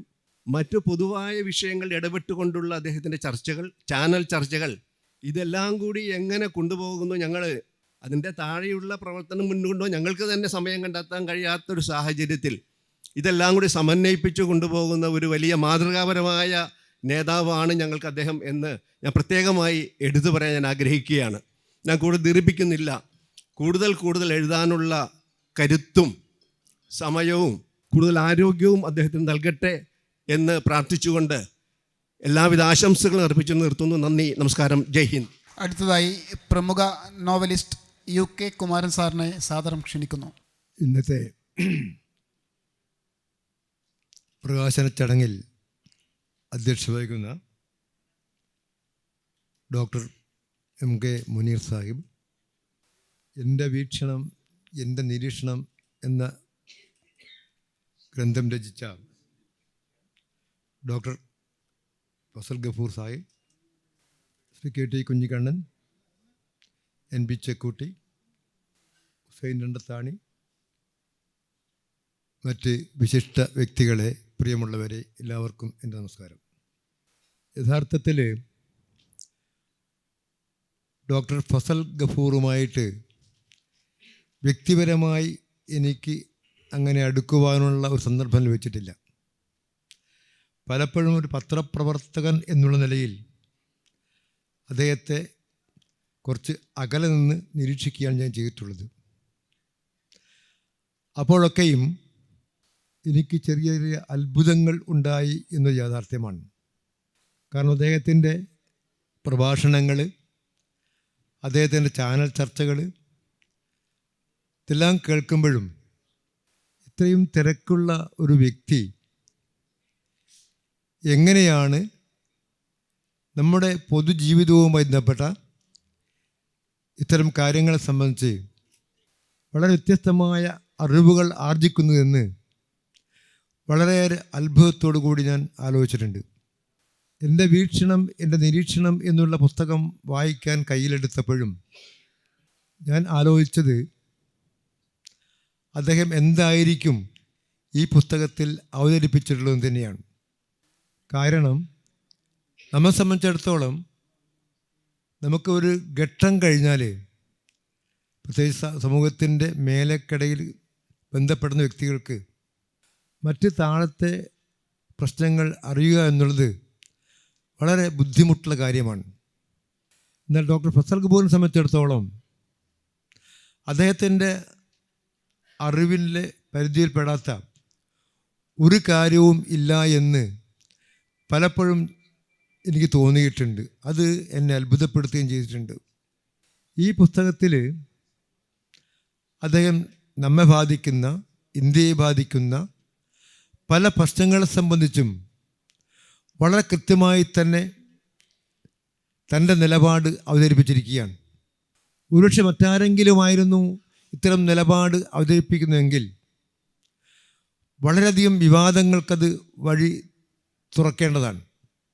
എന്നാൽ അത്തരത്തിലുള്ള വിവാദങ്ങൾക്കൊന്നും വഴി തുറക്കാതെ താൻ പറയുന്ന കാര്യങ്ങൾക്ക് കൃത്യമായ മറുപടി ആ ലേഖനത്തിൽ തന്നെ ചൂണ്ടിക്കാണിച്ചുകൊണ്ട് അവസാനിപ്പിക്കുന്ന ഒരു രീതിയാണ് അദ്ദേഹം അവലംബിച്ചിരിക്കുന്നത്. ഞാൻ സമയക്കുറവ് കാരണം മറ്റ് എല്ലാത്തിലും വിശദമായി ഞാൻ കടന്നു പോകുന്നില്ല. എങ്കിലും ഈ ലേഖനങ്ങൾ വായിച്ചപ്പോൾ എന്താണ് അദ്ദേഹം ഉദ്ദേശിച്ചതെന്ന് എനിക്ക് മനസ്സിലാകാത്ത ഒരു വരി ഞാൻ കണ്ടെത്തുകയുണ്ടായി. അത് മാത്രം ഞാനിവിടെ അവതരിപ്പിക്കാൻ ആഗ്രഹിക്കുകയാണ്. ലോകത്ത് മതത്തിൻ്റെ പേരിൽ നിൽക്കുന്ന ഒരേ ഒരു രാഷ്ട്രമേ ഉള്ളൂ, അത് ഇന്ത്യയാണ്. അതിന് ഒരു ഗ്രന്ഥമോ സ്ഥാപകനോ ഇല്ല. ഇതൊരു വളരെ വിശദമായ ലേഖനത്തിൻ്റെ അവസാനത്തിൽ ഇങ്ങനെ അദ്ദേഹം പറഞ്ഞു പോയിരിക്കുകയാണ്. പക്ഷെ അത് വായിച്ചപ്പോൾ എനിക്കത് വേണ്ട രീതിയിലുള്ള വ്യക്തത ലഭിച്ചിട്ടില്ല എന്ന് ഈ സ്വയം തോന്നുകയുണ്ടായി. പക്ഷെ അതേ സമയത്ത് അദ്ദേഹത്തിൻ്റെ മറ്റൊരു ലേഖനത്തിലും ഇത്തരത്തിലുള്ള അവ്യക്തത എനിക്ക് അനുഭവപ്പെട്ടിട്ടില്ല. ഗാന്ധിജിയെക്കുറിച്ച് അദ്ദേഹം പറയുന്ന കാര്യങ്ങളൊക്കെ തന്നെയും വളരെ യുക്തിസഹമായിട്ടാണ്. ഇപ്പോൾ ഗാന്ധിജിയെക്കുറിച്ച് നമുക്ക് പലപ്പോഴും കേട്ടിട്ടുള്ള ഒരു ആരോപണം, ഭഗത് സിംഗിനെ തൂക്കിക്കൊന്നപ്പോൾ അത് തടയുന്നതിൽ ഗാന്ധിജി ഇടപെട്ടിട്ടില്ല എന്ന് ഒരു ആരോപണം പല കാലങ്ങളായി കേട്ടുകൊണ്ടിരിക്കുകയാണ്. എന്നാൽ കൃത്യമായിട്ട് ഗഫൂർ സാഹിബ് ഇതിൽ ലേഖനത്തിൽ പറയുന്നുണ്ട്, തുഷാർ ഗാന്ധിയുമായിട്ട് ഞാൻ ഇതിനെക്കുറിച്ച് സംസാരിക്കുകയുണ്ടായി, എന്നാൽ അത് ശരിയല്ല, ഗാന്ധിജി ഇടപെട്ടു എന്ന് അദ്ദേഹം പറയുന്നുണ്ട്. ഞാൻ പറഞ്ഞു വരുന്നത്, നമുക്ക് സംശയം തോന്നുന്ന കാര്യങ്ങളെപ്പോലും ഇല്ലാതാക്കുന്ന രീതിയിൽ അതിൻ്റെ എല്ലാ ഉത്തരങ്ങളും കൊടുക്കുന്ന ഒരു സംവിധാനമാണ് എല്ലാ ലേഖനത്തിനും ഉള്ളത്. ഇത് ഗാന്ധിജിയെ കുറിച്ച് പറഞ്ഞപ്പോൾ, ഗാന്ധിജി ഭഗത് സിംഗ് മരിച്ചപ്പോൾ ഇന്ത്യക്കാർക്ക് ഒരു തുറന്ന കത്ത് അയക്കുകയുണ്ടായി. ആ കത്ത് നമ്മുടെ ചരിത്ര രേഖയാണ്. ആ കത്തിൽ ഗാന്ധിജി വളരെ വ്യക്തമായി പറയുന്നൊരു കാര്യമുണ്ട്. അതിൽ പറഞ്ഞിരിക്കുന്നത്, ഭഗത് സിംഗിനെ പോലുള്ള ഒരു യുവാവിനെയും അദ്ദേഹത്തിൻ്റെ ചങ്ങാതിമാരെയും തൂക്കിക്കൊന്നത് മൂലം ഗവൺമെൻറ് അവർക്ക് രക്തസാക്ഷികളുടെ രൂപം കൊടുത്തിരിക്കുകയാണ്. ഭഗത് സിംഗിൻ്റെ മരണത്തിൽ സ്വന്തമായൊരു ദുഃഖം അനേകായിരം പേർക്കുണ്ട് ഉണ്ടായത്. ആകയാൽ ഈ യുവദേശാഭിമാനികൾക്ക് എന്തു ബഹുമാനം നൽകുന്നതിനോടും ഞാൻ യോജിക്കുന്നു. എന്നാൽ അവരുടെ പ്രവൃത്തി മാർഗത്തെ അനുകരിക്കരുതെന്ന് ഇന്ത്യയിലെ യുവജനങ്ങളെ ഞാൻ ഓർമ്മപ്പെടുത്തിക്കൊള്ളട്ടെ. അവരുടെ ത്യാഗശക്തിയെയും ഉത്സാഹത്തെയും അചഞ്ചലമായ ധീരതയെയും നാം തീർച്ചയായും അനുകരിക്കുക. എന്നാൽ ഈ ഗുണങ്ങളെ അവർ ഉപയോഗിച്ച രീതി നമുക്ക് ഒരിക്കലും പകർത്താവുന്നതല്ല. ഈ രാജ്യത്തിൻ്റെ മോചനം ഒരിക്കലും കൊലപാതകത്തിലൂടെ ആയിക്കൂടാ. എത്രയും ഉദ്ധരിക്കാൻ കാരണം, ഇതേപോലെ തന്നെ നമ്മുടെ ദേശീയ നേതാക്കളെ സംബന്ധിച്ച് പലപ്പോഴും ധാരാളം തെറ്റായ വിവരങ്ങൾ അടുത്ത കാലത്ത് പല മാധ്യമങ്ങളിലൂടെയും വന്നുകൊണ്ടിരിക്കുകയാണ്. അത് നേരത്തെ ഇവിടെ പ്രതിപക്ഷ നേതാവ് സൂചിപ്പിക്കുകയുണ്ടായി, നമ്മുടെ സാമൂഹ്യ മണ്ഡലത്തിലൊക്കെ തന്നെ പ്രചരിച്ചുകൊണ്ടിരിക്കുന്ന കാര്യങ്ങൾ. പക്ഷേ അത് തിരുത്തുവാനുള്ള സംവിധാനങ്ങൾ ഒന്നും തന്നെ ഇവിടെ വ്യാപകമായിട്ടില്ല എന്നുള്ളത് തന്നെയാണ്. അത്തരമൊരു സാഹചര്യത്തിലാണ് ഗഫൂർ സാഹിബിൻ്റെ ഈ ലേഖനത്തിൻ്റെ പ്രസക്തി എന്ന് ഞാൻ മനസ്സിലാക്കുന്നു. ഇതുപോലെ തന്നെ ധാരാളം ലേഖനങ്ങൾ ഈ പുസ്തകത്തിൽ അദ്ദേഹം എഴുതിയിട്ടുണ്ട്. തീർച്ചയായിട്ടും നമ്മളൊക്കെ തന്നെ അത് വായിക്കേണ്ടതാണ്. അത് വായിക്കണമെന്ന് പറയാൻ കാരണം, യഥാർത്ഥത്തിൽ അത് നമ്മുടെ സമകാലീനമായ സമൂഹത്തോട് കൃത്യമായി സംവദിക്കുന്ന ഒരു കാര്യമാണ്. കാരണം ഒരു അവ്യക്തതയും ഇല്ലാത്ത രീതിയിൽ നമ്മോട് അത് സംസാരിക്കുന്നു. ആ ഒരു സാഹചര്യത്തിൽ നമുക്ക് തീർച്ചയായിട്ടും ആശ്രയിക്കാൻ കഴിയുന്ന ഒരു ലേഖന സമാഹാരം എന്നുള്ള നിലയിൽ ഗഫൂർ സാഹിബിൻ്റെ ഈ പുസ്തകം നമുക്ക് വളരെയധികം പ്രയോജനപ്പെടും. അദ്ദേഹത്തിൻ്റെ ചിന്തകളൊക്കെ തന്നെയും സാമൂഹ്യ മാറ്റത്തിന് വേണ്ടി നമുക്ക് മുന്നിൽ വെക്കാൻ പറ്റുന്ന കരുത്തുള്ളവയാണ്. ആ സാഹചര്യത്തിൽ ഇത്തരം ഒരു പുസ്തകത്തിന് ധാരാളം പ്രസക്തിയുണ്ട് എന്ന് ഞാൻ വിശ്വസിക്കുന്നു. ഈ ഒരു ചടങ്ങിലേക്ക് എന്നെ ക്ഷണിച്ചതിലുള്ള സന്തോഷം രേഖപ്പെടുത്തിക്കൊണ്ട് ഗഫൂർ സാഹിബിന് എല്ലാ ഭാവുകളും നേർന്നുകൊണ്ടും ഞാൻ അവസാനിപ്പിക്കുന്നു. നമസ്കാരം.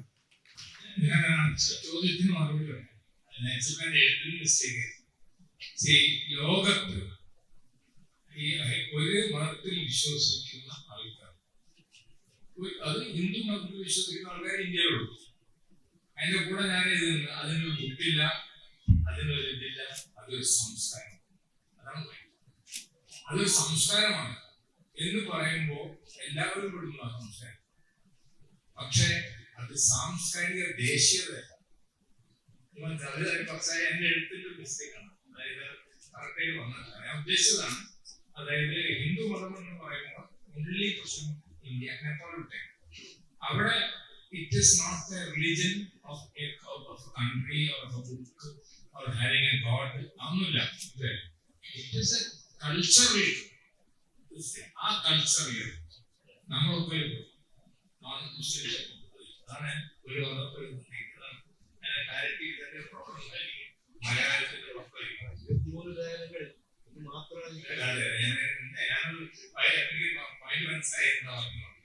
ഞാനെപ്പോഴും പറയുന്നത് സംസ്കാരം വേറെ മതം വേറെ.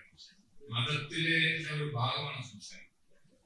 അതായത് സംസ്കാരത്തിന്റെ ഒരു ഭാഗമാണ്. അതായത് സംസ്കാരം ഭക്ഷണം, നമ്മുടെ വിവാഹ രീതികൾ, രീതികൾ, ഇതെല്ലാം കൂടെ കൂടിയിട്ട് അതിൽപ്പെടുന്ന നമ്മുടെ ഒരു രീതിയായിരിക്കും, വേറെ രീതിയായിരിക്കും. പക്ഷെ അതെല്ലാം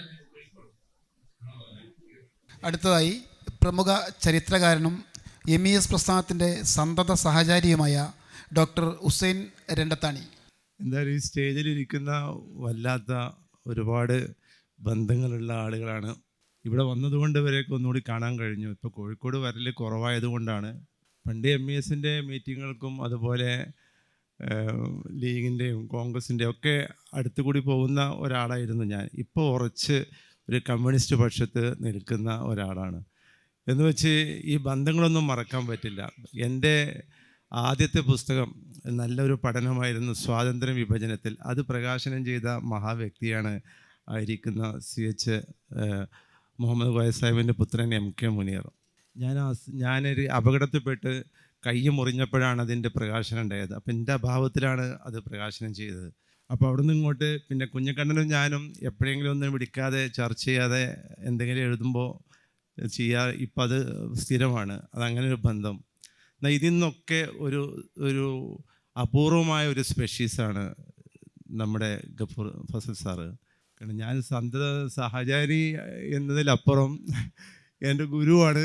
പിന്നെ പലപ്പോഴും ഞാൻ തന്നെ എൻ്റെ പോയിൻറ്റ്സ് ഫോമുലേറ്റ് ചെയ്യാൻ പുള്ളിയുടേത് കേൾക്കും. അത് ചിലപ്പോൾ ഞാൻ കട്ടെടുക്കുകയും ചെയ്യും. എന്നിട്ട് ഞാൻ അങ്ങോട്ട് സംസാരിക്കും. പിന്നെ എന്താണ് പുള്ളിയുടെ ഏതാണ് എന്താണെന്ന് എനിക്കറിയില്ല. കാരണം ചിലപ്പോൾ പറയും ഞാൻ പിറന്നത് മുജാഹിദ് കുടുംബത്തിലാണ്, അതുകൊണ്ട് ഞാൻ മുജാഹിദെന്ന് പറയും. എന്നാൽ മുജാഹിദാണോ? അല്ല. കാരണം ഞാൻ സുന്നിയാണ്. പുള്ളിക്കറിയാം ഞാൻ ഖബറിങ്ങ പോയിട്ടൊക്കെ ദ്വാരിക്കുന്ന ആളാണ്, അതുപോലെ കുറച്ചൊക്കെ അന്ധവിശ്വാസം ഒക്കെ കൊണ്ടു നടക്കുന്ന ആളാണ് എന്ന് പുള്ളിക്കറിയാം. അപ്പോൾ അത് അങ്ങനെ തന്നെയാണ്. പിന്നെ എന്നോട് പറയും അല്ല ഞാനൊരു കോൺഗ്രസ്സുകാരനാണ്, ഞാൻ പിറന്നത് കോൺഗ്രസ് കുടുംബത്തിലാണെന്ന് പറയും. എന്നാൽ കോൺഗ്രസ് ആണോ? അല്ല, എനിക്കറിയാം അല്ല എന്നുള്ളത്.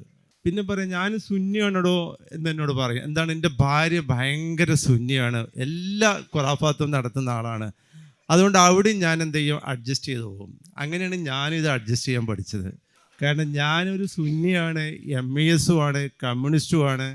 എന്നാൽ ഇതൊക്കെ അഡ്ജസ്റ്റ് ചെയ്ത് എനിക്ക് പോകാൻ കഴിയുന്നുണ്ട്. ആ കാര്യത്തിൽ തീർച്ചയായിട്ടും എൻ്റെ ഒരു ഗുരു തന്നെയാണ്, യാതൊരു സംശയമില്ല. പിന്നെ എല്ലാവരും പലരും എന്നോട് ചോദിക്കും, ഞാൻ ഈ ഉസ്താദുമാരായിട്ടൊക്കെ വലിയ ബന്ധമുള്ള ഒരു മനുഷ്യനാണ്. അപ്പോൾ എന്നോട് ചോദിക്കും എങ്ങനെ ചെയ്യും അയാളൊപ്പം ഇങ്ങനെ നടക്കുന്നത്, എങ്ങനെ അഡ്ജസ്റ്റ് ചെയ്യാൻ പറ്റുമോ മൂപ്പരെ എന്നോട് ചോദിക്കാറുണ്ട്. അപ്പോൾ അദ്ദേഹത്തെ ശരിക്കും പലരും അറിയില്ല. പിന്നെ ഈ ചർച്ചയിൽ വന്ന് ഞാൻ അധിക ചർച്ചകളും സാക്കൂതം ഞാൻ കേൾക്കാറുണ്ട്. ചിലപ്പോൾ എനിക്ക് പറ്റാത്ത അല്ലെങ്കിൽ കുഞ്ഞിക്കണ്ണന് പറ്റാത്തതും ഇതൊക്കെ അതിലുണ്ടാകും. പക്ഷെ അത് വളരെ സരസമായിട്ട് അവതരിപ്പിച്ച് കാണുമ്പോൾ ഒരു ശത്രുത എന്നുള്ളത് ഉണ്ടാവില്ല. ആകെ വേണ്ടത് അതാണ്. എപ്പോൾ വന്നാലും ചിരിക്കാനുള്ള എന്തെങ്കിലും ഒരു ബടായി പറഞ്ഞിട്ട് ഈ സംസാരം തുടങ്ങുകയുള്ളൂ. അത് പക്ഷേ കാര്യം വിട്ട് കളിക്കൂല കേട്ടോ. ഞാൻ എപ്പോഴും എല്ലാവരോടും MESകളോടൊക്കെ പറയാറുള്ളത് തന്നെയാണ്, കാര്യം തൊട്ട് കളിക്കില്ല, അത് ശക്തമായി തന്നെ ഉണ്ടാകും. പിന്നെ നമ്മളിങ്ങനെ ഞാനിപ്പോൾ ലത്തീഫിനോട് പറയണം, നമ്മൾ എന്തിനാണ് ഫസൽ സാറിനെ MESൻ്റെ നേതാവ് എന്ന് പറഞ്ഞ് നടക്കുന്നത്? MESൻ്റെ പണിയാണോ ഈ സമുദായത്തിലെ ഈ ചർച്ചകൾ നടത്തലും അല്ലെങ്കിൽ ഈ TV പോയി നിൽക്കലൊക്കെ? അതൊന്നും MESൻ്റെ അല്ലല്ലോ, അത് എല്ലാവരുടെയും നേതാവ് തന്നെയാണ്. അതുകൊണ്ട് നമ്മൾ ചുരുക്കേണ്ട ഒരു ആവശ്യമില്ല. എപ്പോഴും ഞങ്ങൾക്ക് MES എന്ന് പറഞ്ഞാൽ അദ്ദേഹത്തെ സംബന്ധിച്ചിടത്തോളം ചെറിയ കാര്യമാണ്. അത് കൊണ്ടു നടക്കാൻ കുറേ വർക്കുകളൊന്നും പണിയൊന്നും ചെയ്യേണ്ട ആവശ്യമില്ല. അതിനേക്കാൾ ഉപരി നമ്മുടെ ഈ ഒരു സാമുദായികമായി ദേശീയമായി ഈ കാഴ്ചപ്പാട് അദ്ദേഹം അവിടെ ഇരുത്തിയിട്ട് പറയേണ്ട നേരത്തെ എല്ലാവരും ദേശീയമായി വലിയ കാഴ്ചപ്പാടുള്ള ആളുകളാണ് എന്നൊക്കെ. അപ്പോൾ തീർച്ചയായിട്ടും ഇപ്പോൾ ഞാനും കുഞ്ഞിക്കണ്ണൊക്കെ ചർച്ച ചെയ്യുമ്പോൾ ഞങ്ങൾ മുസ്ലിം ലീഗിനെ കുറിച്ച് എപ്പോഴും ഞങ്ങൾ നല്ല അഭിപ്രായം പറയും. സെക്യുലറായിട്ട് നിലനിർത്താൻ, സമുദായത്തെ നിലനിർത്താൻ മുസ്ലിം ലീഗിന് കഴിയും. പക്ഷേ കുറച്ചൊക്കെ വേണ്ടാത്തരങ്ങളുടെ ഈ ജമാഅത്തെ ഇസ്ലാമി ഇതൊക്കെ കയറിക്കൂടുമ്പോൾ ഒരു ദൈവരാജ്യമായിട്ട് മാറ്റുന്നതിനെ അറിയാതെ അവർ പിന്നാലെ പോകുമെന്നുള്ളതൊക്കെ ഞങ്ങൾ ചർച്ച ചെയ്യും. കാരണം ഇതൊക്കെ പറഞ്ഞാൽ നമ്മുടെ സമൂഹത്തിൽ നമ്മൾക്ക് പ്രതിപക്ഷത്തും ഭരണപക്ഷത്തും ഉണ്ടാകുന്ന ചർച്ചകളാണ്. പക്ഷേ അതിലൊക്കെ ഉപരി മനുഷ്യർ എന്ന നിലയ്ക്കൊരു വലിയ ബന്ധം അത് സ്ഥാപിക്കാൻ കഴിയുക എന്നുള്ളതാണ്. അത് എന്തായാലും ഫസൽ സാറിന് കഴിയുന്നുണ്ട്. കാരണം ചിലപ്പോൾ പണ്ഡിതന്മാരൊക്കെ ഭയങ്കരമായി കുറ്റം പറയും. പക്ഷേ AP ഉസ്താദിനെ കണ്ടപ്പോൾ അസ്സലാമു അലൈക്കും എന്ന് പറഞ്ഞ് 4 ചിരിയും ചിരിച്ച് കയ്യിലെടുക്കാനുള്ള ഒരു കഴിവ്, അത് തീർച്ചയായിട്ടും ഒരു പ്രത്യേകമായ ഒരു സിദ്ധി തന്നെയാണ് എന്നാണ് ഞാൻ മനസ്സിലാക്കുന്നത്. ഉള്ളിൽ എന്താണെന്ന് നമുക്കറിയില്ല, ദേഷ്യമുണ്ടോ ഇല്ലേ എന്താണെന്ന് എനിക്കറിയില്ല. അതുകൊണ്ട് തന്നെ ഞാനൊക്കെ പെരുമാറുമ്പോൾ തന്നെ മൂപ്പരുടെ മനസ്ഥിതി അറിഞ്ഞിട്ട് ഞാൻ അടുക്കാറുള്ളൂ. കുറച്ചൊക്കെ ദേഷ്യം നിന്നുണ്ട് എന്തായാലും വഴക്ക് പറയുന്നത് ഞാൻ മാറിയിരിക്കും, കഴിഞ്ഞതിന് ശേഷം തുടങ്ങും. അല്ലെങ്കിൽ ആദ്യം എന്നോടൊന്ന് ദേഷ്യപ്പെട്ടതിന് ശേഷം പിന്നെ ഇരിക്കാൻ പറയും, പിന്നെ ഭയങ്കരമായിട്ട് സംസാരമായിരിക്കും. ഇങ്ങനെ ഒരു അപൂർവ ജീവിയാണ് അദ്ദേഹം എന്നേ എനിക്ക് പറയാനുള്ളൂ. ഈ പുസ്തകം എനിക്ക് തോന്നുന്നു എഴുതുന്നതിൽ എൻ്റെ പ്രചോദനമൊക്കെ ഉണ്ടായിട്ടുണ്ടാവും. അതിനിപ്പോൾ മുമ്പേക്ക് ഓർമ്മ ഉണ്ടാവില്ല. ഞാനും പറയാറുണ്ട് ഒന്ന് എഴുതി എന്ന് പറയാറുണ്ട്. ഈ പ്രസംഗിച്ച് വിട്ടാൽ ഇല്ല സാറേ, ഒന്ന് പ്രസംഗിച്ച് വിട്ടാൽ അത് ആരും എവിടെ എത്തൂല. അപ്പോൾ അതുകൊണ്ട് തന്നെ ഈ തട്ടെടുന്നതിനെക്കുറിച്ച്, ബുർക്കെടുന്നതിനെക്കുറിച്ച്, പർദ്ദയിടുന്നതിനെക്കുറിച്ചൊക്കെ പറയുമ്പോൾ ഞാനൊക്കെ മാറിയിരിക്കലാണ്. കാരണം എന്താണ്, നമുക്ക് ഈ സമുദായത്തിൻ്റെ ഇടയിലൊക്കെ നടക്കുന്നതുകൊണ്ട് ഒന്നും അങ്ങോട്ട് മനസ്സിൽ തുറന്നു പറയാൻ പറ്റില്ല. പക്ഷെ അതൊക്കെ തുറന്ന് പറയണമെങ്കിൽ അദ്ദേഹത്തോട് പറഞ്ഞാൽ മതി. അതൊക്കെ പുള്ളി അതാണ് തുറന്ന് പറഞ്ഞോളും. എന്നാൽ പിന്നെ നമ്മളൊക്കെ രക്ഷപ്പെടുകയും ചെയ്യും, കാര്യം ജനങ്ങളെ അറിയുകയും ചെയ്യും. ഇങ്ങനെയുള്ള പല സൂത്രങ്ങളും എൻ്റെ കാര്യം ഞാൻ ഫസൽ സാറിനെ കൊണ്ട് ഞാൻ പലതും അങ്ങനെ മുതലാക്കിയിട്ടുണ്ട്. സാറ് എന്നോട് ചോദിക്കും ഇതിപ്പോൾ എന്താ ഇങ്ങനെയല്ല, അതൊക്കെ ശരിയാണ്, അത് സാറാണ് പറഞ്ഞേര് എന്നാണ്. നമുക്ക് ആ പണി കഴിഞ്ഞു. അപ്പോൾ ഇങ്ങനെയുള്ള ഒരാൾ നമ്മുടെ കൂടെ വേണം, സമൂഹത്തിന് വേണം. നമ്മുടെ ഈ ഒരു രാഷ്ട്രീയമായ കാര്യങ്ങൾ ചർച്ച ചെയ്യുമ്പോഴൊക്കെ കുറച്ചൊക്കെ നിഷ്പക്ഷത പാലിക്കാനും പറയാനൊക്കെ അവർ കഴിയും. പക്ഷെ അത് പലർക്കും, എനിക്കും ചിലപ്പോൾ ഇഷ്ടപ്പെട്ടില്ല എന്ന് വരും, മറ്റുള്ളവർക്കും ഇഷ്ടപ്പെട്ടില്ല എന്ന് വരും. പക്ഷേ കാര്യങ്ങൾ പിന്നെ നാളെ ആ പറഞ്ഞത് ശരിയായി പുലരുമ്പോൾ നമ്മളെല്ലാവരും ഓക്കെ പറയും. അപ്പോൾ ഞാൻ പറയുന്നത് നാളെ പറയേണ്ടത് ഇന്ന് തന്നെ പുള്ളി പറഞ്ഞു പോവുകയാണെന്നുള്ളൊരു കുഴപ്പമുള്ളൂ. പക്ഷേ ബാക്കിയുള്ള കാര്യങ്ങളിൽ അദ്ദേഹം പുലർത്തുന്ന വായന എന്ന് പറഞ്ഞാൽ തോറ്റുപോകും. കാരണം എന്നോട് പറയും നിങ്ങൾ വലിയ പണ്ഡിതനാണ്, ചരിത്രകാരനാണെന്നൊക്കെ പറയും. പക്ഷേ എൻ്റെ ചരിത്രത്തെക്കാളും കൂടുതൽ ഫസൽ സാറിനെ പറയുമ്പോൾ പിന്നെ നമ്മുടെ ചരിത്രത്തിന് വിലയില്ലാതാവുകയുള്ളൂ. അതുപോലെയാണ് പുസ്തകങ്ങൾ വായിക്കുന്നത്. ഇപ്പോൾ ഇംഗ്ലീഷ് പുസ്തകത്തിൻ്റെ വായിച്ച പുസ്തകങ്ങളിൽ നിന്ന് അഭിപ്രായം അത് മാത്രം എഴുതിയാൽ മതി. അപ്പോൾ ഔറംഗസീബിനെ കുറിച്ച് തുഷ പറഞ്ഞതൊക്കെ വളരെ നന്നായിട്ട് അദ്ദേഹം അതിൽ കൈകാര്യം ചെയ്തിട്ടുണ്ട്. അപ്പോൾ ചുരുക്കി പറഞ്ഞാൽ നിങ്ങൾ മതമായിട്ടും പോകണ്ട, അതുപോലെ രാഷ്ട്രീയമായിട്ടും അങ്ങോട്ട് പോകണ്ട, ഇതൊന്നും പോകണ്ട, പേടിച്ചു തന്നെ പോയാൽ മതി. കാരണം അത്രമാത്രം വായിച്ചാൽ തന്നെ അറിവുണ്ടാവുള്ളൂ. അത് MESകാരോട് എനിക്ക് പറയാനുള്ളത് അത് തന്നെയാണ്. നിങ്ങൾ നന്നായിട്ട് വായിക്കണം, വായിച്ചാലേ ശരിക്കൊരു MESകാരനാകാൻ പറ്റുള്ളൂ എന്ന് ഇതിന് ഫസൽ സാറ് തന്നെയാണ് സാക്ഷിയെന്ന് മാത്രം പറഞ്ഞ് എല്ലാ ഭാവങ്ങളും നിറഞ്ഞു നിർത്തും. ആശംസാ പ്രസംഗത്തിൽ അവസാനമായി MES സംസ്ഥാന ട്രഷറർ OC സലാവുദ്ദീൻ. ഏറ്റവും സ്നേഹം ബഹുമാനം നിറഞ്ഞ അധ്യക്ഷൻ doctor MK Muneer MLA, doctor Fazal sir, കുഞ്ഞിക്കണ്ണട്ട്, മറ്റ് MES നേതാക്കളെ, പേർപ്പെട്ട സഹോദര സുഹൃത്തുക്കളെ, ആരെയും കണ്ടാലും ആരും സംസാരിക്കുമ്പോഴും പറയും അതേ ശൈലിയിൽ തന്നെയാണ് നമ്മുടെ ഡോക്ടർ ഈ പുസ്തകം എഴുതിയിട്ട് നമുക്ക് മനസ്സിലാക്കാൻ കഴിയും. ഈ കാലഘട്ടത്തിൽ പ്രത്യേകിച്ച് മറവിയും ചരിത്രം വളച്ചൊടിക്കുന്ന ഈ കാലഘട്ടത്തിൽ ഇന്ത്യൻ ആശയത്തെ രൂപം കൊടുത്തിയ മഹാരഥന്മാരെ, ഗാന്ധിജിയെക്കുറിച്ച്, നെഹ്റുവിനെക്കുറിച്ച്, പെരിയാരെക്കുറിച്ചൊക്കെ വ്യക്തമായി ഓർമ്മപ്പെടുത്തിയിട്ടാണ് ഡോക്ടർ ഈ പുസ്തകം എഴുതിയിട്ടുള്ളത്. ബ്രിട്ടീഷുകാരുടെ അടിമയായ കാലഘട്ടത്തിൽ 10% മാത്രം സാക്ഷരതയുള്ള, അതും സമ്പന്നരായ ആളുകൾ, ആയിരക്കണക്കിന് ജാതിയും ഭാഷയും സംസാരിക്കുന്ന സമയത്ത്, ആ സമയത്ത് മുസ്ലിങ്ങളും ഹിന്ദു സമൂഹം പരസ്പരം പോരടിക്കുന്ന സമയത്ത് അവരൊക്കെ ചേർത്ത് പിടിച്ച് ഇന്ത്യ എന്ന ആശയത്തിന് രൂപം കൊടുക്കുകയും അത് പ്രാവർത്തികമാക്കുന്ന ഇന്ത്യയുടെ ആ കാലഘട്ടത്തിൽ ഗാന്ധിയെക്കുറിച്ച് ഫസൽ ഡോക്ടർ വ്യക്തമായി എഴുതിയിട്ടുണ്ട്. സവർണനായ ഗാന്ധി സവർണ മേധാവിത്വത്തിനെതിരെ യുദ്ധം ചെയ്യുകയും അതിന് ഹരിജനങ്ങളെ കൂട്ടിപ്പിടി ഹരിജൻ സംഘം ഉണ്ടാക്കിയിട്ടും ഇതൊക്കെ ഈ പുസ്തകം ഓർമ്മപ്പെടുത്തുന്നുണ്ട്. സ്ത്രീകളെ മുന്നിൽ നിർത്തി അന്ന് സമരത്തിൻ്റെ ഗതി മാറ്റി എന്ന് ഈ പുസ്തകത്തിൽ രേഖപ്പെടുത്തിയിട്ടുണ്ട്. അതിന് സ്വന്തം കുടുംബത്തിലെ സ്വന്തം ഭാര്യയെ അതിന് ഇറക്കുകയും ഒരുപാട് കാലം കസ്തൂർബാ ഗാന്ധി ജയിലിൽ കിടക്കുകയും അതിനെ ആ ജയിൽ പീഡനം കൊണ്ട് തന്നെയാണ് കസ്തൂർബാ ഗാന്ധി മരണപ്പെടുത്തും എന്ന് ഈ പുസ്തകത്തിൽ രേഖപ്പെടുത്തിയിട്ടുണ്ട്. നെഹ്റു 9 വർഷത്തോളം കൂടുതൽ കാലം ജയിലിൽ കിടന്നിട്ടുണ്ട്. കമലാ നെഹ്റുവും ജയിലിൽ കിടന്നിട്ടുണ്ട്. അവരുടെയൊക്കെ ത്യാഗങ്ങൾ ആണ് ഈ പുസ്തകത്തിൽ ഓർമ്മപ്പെടുത്തുന്നത്. തൻ്റെ നിരീക്ഷണങ്ങൾ ഒരുപാടുണ്ടെങ്കിൽ തന്നെ പ്രധാനമായും നമ്മുടെ നവഭാരതത്തിൽ നിന്ന് കേൾക്കേണ്ട ശബ്ദങ്ങൾ അതുതന്നെയായിരുന്നു. അവരുടെ ത്യാഗങ്ങൾ ഓർമ്മപ്പെടുന്ന ആ കാലഘട്ടത്തിൽ അവർ ജീവിച്ചിരുന്ന ആ കാലഘട്ടം ഓർമ്മപ്പെടുത്തിയിട്ടുണ്ട്. സമ്പന്നരായ ഗാന്ധി, നെഹ്റു, അവരുടെ ഭവനങ്ങൾക്ക് രേഖപ്പെടുത്തിയിരുന്നു. കൊട്ടാര സദൃശ്യമായ ഭവനങ്ങൾ. അതിൽ നിന്ന് ഇറങ്ങി സാധാരണക്കാരുടെ ഇറങ്ങിച്ചെല്ലാൻ പ്രേരണ നൽകിയത് ഈ രാജ്യത്തിനോട് ഈ സാധാരണക്കാരുടെ ഇന്ത്യയുടെ സ്നേഹം കൊണ്ട് അദ്ദേഹം രേഖപ്പെടുത്തിയിട്ടുണ്ട്. മഹാരഥന്മാർ ഒരുപാട് ഉണ്ട് ഈ പുസ്തകത്തിൽ. നേരത്തെ പറഞ്ഞ പെരിയോറിൻ്റെ കഥ. ഒരു ബ്രാഹ്മണ വിരോധിയായി ഒരുപാട് കാലം പ്രവർത്തിച്ച് ഗാന്ധിയുമായി സംവദിച്ച്, അതുപോലെ തന്നെ ഇന്ത്യയിലെ ദ്രാവിഡ കഴകത്തിൻ്റെ എന്ന ആശയത്തിന് രൂപം നൽകി 967 മുതൽ നീണ്ട 50ഓളം വർഷം ഒരു സംസ്ഥാനത്ത് ആ ഭരണം, ദ്രാവിഡ കഴകം ഭരണം കാഴ്ചവെക്കാൻ കഴിഞ്ഞ ഇന്ത്യയിലെ ഏക വിപ്ലവകാരി. അങ്ങനെ ഇന്ത്യയിലെ ആദ്യമായി ഇപ്പോഴും 69% സംവരണം ഏർപ്പെടുത്താൻ കഴിഞ്ഞത് ആ ആശയം കൊണ്ട് രൂപം കൊണ്ട അത് പെരിയാർ തന്നെയാണ്. വേറെ ആരുമില്ലെന്ന് മനസ്സിലാക്കാൻ കഴിയും. അതുപോലെ തന്നെ ഇന്ത്യയിൽ ആദ്യമായി ലെജിസ്ലേച്ചറിൽ തിരഞ്ഞെടുക്കപ്പെട്ട ഡോക്ടർ മുത്തുലക്ഷ്മി ഇന്ത്യയിലെ ആദ്യമായി സംഭാവന ചെയ്തതാണ്. ഇങ്ങനെ യുവജനങ്ങൾ, പ്രത്യേകിച്ച് നവഭാരതം അറിയേണ്ട കാര്യങ്ങളൊക്കെ ഞങ്ങളൊക്കെ സംസാരിക്കുന്ന പോലെ എന്നും സംസാരം കേട്ടതൊക്കെ ഒരു പുസ്തകമായി എഴുതി വന്നിട്ടുണ്ട്. എന്നും പറയുന്ന കാര്യം MES ഓർമ്മപ്പെടുത്തുകയാണ്, വായിക്കണമെന്ന്. വായിക്കാൻ പ്രേരണ നൽകി വളരെ സിമ്പിളായി വായിക്കാൻ കഴിയുന്ന ഈ പുസ്തകം ആദ്യം കൈ കിട്ടിയപ്പോൾ എൻ്റെ വീട്ടിലെ എൻ്റെ താഴെ മകള് വളരെ ഒരു 2 മണിക്കൂർ വായിച്ച് കഴിഞ്ഞിട്ട് പറയും, ഇങ്ങനെ ഒരു സിമ്പിളായിട്ടുള്ള പുസ്തകം വായിക്കാൻ കഴിഞ്ഞിട്ടില്ല. എന്നും ഡോക്ടറുടെ സംസാരങ്ങളൊക്കെ ലൗഡ് സ്പീക്കർ എടുക്കുമ്പോൾ വണ്ടി പോകുമ്പോൾ കേൾക്കുന്നതാണ് ഞങ്ങൾ. അതിലും രസകരമായി അതിൻ്റെ ഇടയ്ക്ക് കവിതയുണ്ട്. ഇതൊക്കെ ബോധ്യപ്പെടുത്തിയുള്ള വായന നമുക്ക് എല്ലാവർക്കും പ്രേരണ നൽകുന്നതാണ്. ഡോക്ടറുടെ ഈ സമീപനമാണ് ഇന്ന് വേറിട്ട ശബ്ദമായി ഇവിടെ നിൽക്കാൻ കഴിയുന്നു എന്ന് ഇവിടെ പ്രാസംഗികരൊക്കെ പറയുകയുണ്ടായി. എല്ലാവിധ ആശംസകൾ നൽകുന്നു. ചെയ്യുന്നു. ഉപസംഹാര പ്രസംഗത്തിനായി MESന്റെ പ്രഗത്ഭനായ സെക്രട്ടറി CT സക്കീർ ഹുസൈൻ സാഹിബിനെ ക്ഷണിക്കുന്നു. സ്റ്റേജിലും സദസ്സിലും ഉപവിഷ്ടരായ ബഹുമാന്യ വ്യക്തിത്വങ്ങളെ, ഈ പുസ്തകം എങ്ങനെയാണ് ഞാൻ പരിചയപ്പെടുത്തുക എന്നുള്ള ഒരു ആശങ്കയുമായാണ് ഈ ഹാളിലേക്ക് കയറി വന്നത്. പക്ഷേ ആ പുസ്തകം പരിചയപ്പെടുത്തുന്നതിലുപരിയായി അധ്യക്ഷൻ മുതൽ അവസാനം സംസാരിച്ച OC സലാഹുദ്ദീൻ സാഹിബ് വരെ ഈ പുസ്തകത്തിൻ്റെ വിവിധ വശങ്ങളെക്കുറിച്ച് ഇവിടെ നമ്മോട് വളരെ ഭംഗിയായി പ്രതിപാദിച്ചു കഴിഞ്ഞു. ഈ പരിപാടിയുടെ അവസാനത്തെ ഇനമായ ഉപസംഹാരം എന്നുള്ള ഒരു ചെറിയ ചടങ്ങ് മാത്രമാണ് എന്ന് എനിക്ക് ശേഷം ATM അഷ്റഫിൻ്റെ നന്ദി പ്രകടനവും ഉണ്ടാവും.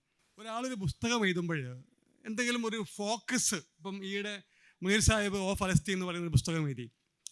ആ പലസ്തീനെ കുറിച്ചുള്ള ഒരു ഫോക്കസും അതിൻ്റെ മറ്റു വശങ്ങളുമായിരുന്നു. പക്ഷേ ഇത് ഫസൽ ഗഫൂർ സാഹിബ് എഴുതിയ, വിവിധ സമയങ്ങളിൽ എഴുതിയ, അദ്ദേഹം കോറിയിട്ട കുറേ വരകളുടെ, ലേഖനങ്ങളുടെ സമാഹാരമാണ് ഈ പുസ്തകം. അതാണ് ഈ പുസ്തകത്തിൻ്റെ പ്രത്യേകത. അതുകൊണ്ടാണ് എനിക്ക് മുമ്പോട് സംസാരിച്ച ഓരോ വ്യക്തികളും ഓരോ അജണ്ടയിൽ നിന്നും ഓരോ ലേഖനങ്ങളിൽ നിന്നുമൊക്കെ ഇതെടുത്ത് വളരെ നന്നായി എഴുതിയിട്ടുള്ളത്. ഇതിൽ വളരെ പ്രത്യേകതയുള്ളത്, ഈ പുസ്തകത്തിൻ്റെ നമ്മുടെ സാംസ്കാരിക ഭൂമികയിൽ സ്വകീയമായ ഒരുപാട് അടയാളപ്പെടുത്തിയ വ്യക്തിത്വമാണ് നമ്മുടെ ബഹുമാനപ്പെട്ട പ്രസിഡന്റ് എന്നുള്ള കാര്യം നമുക്ക് എല്ലാവർക്കും അറിയാം.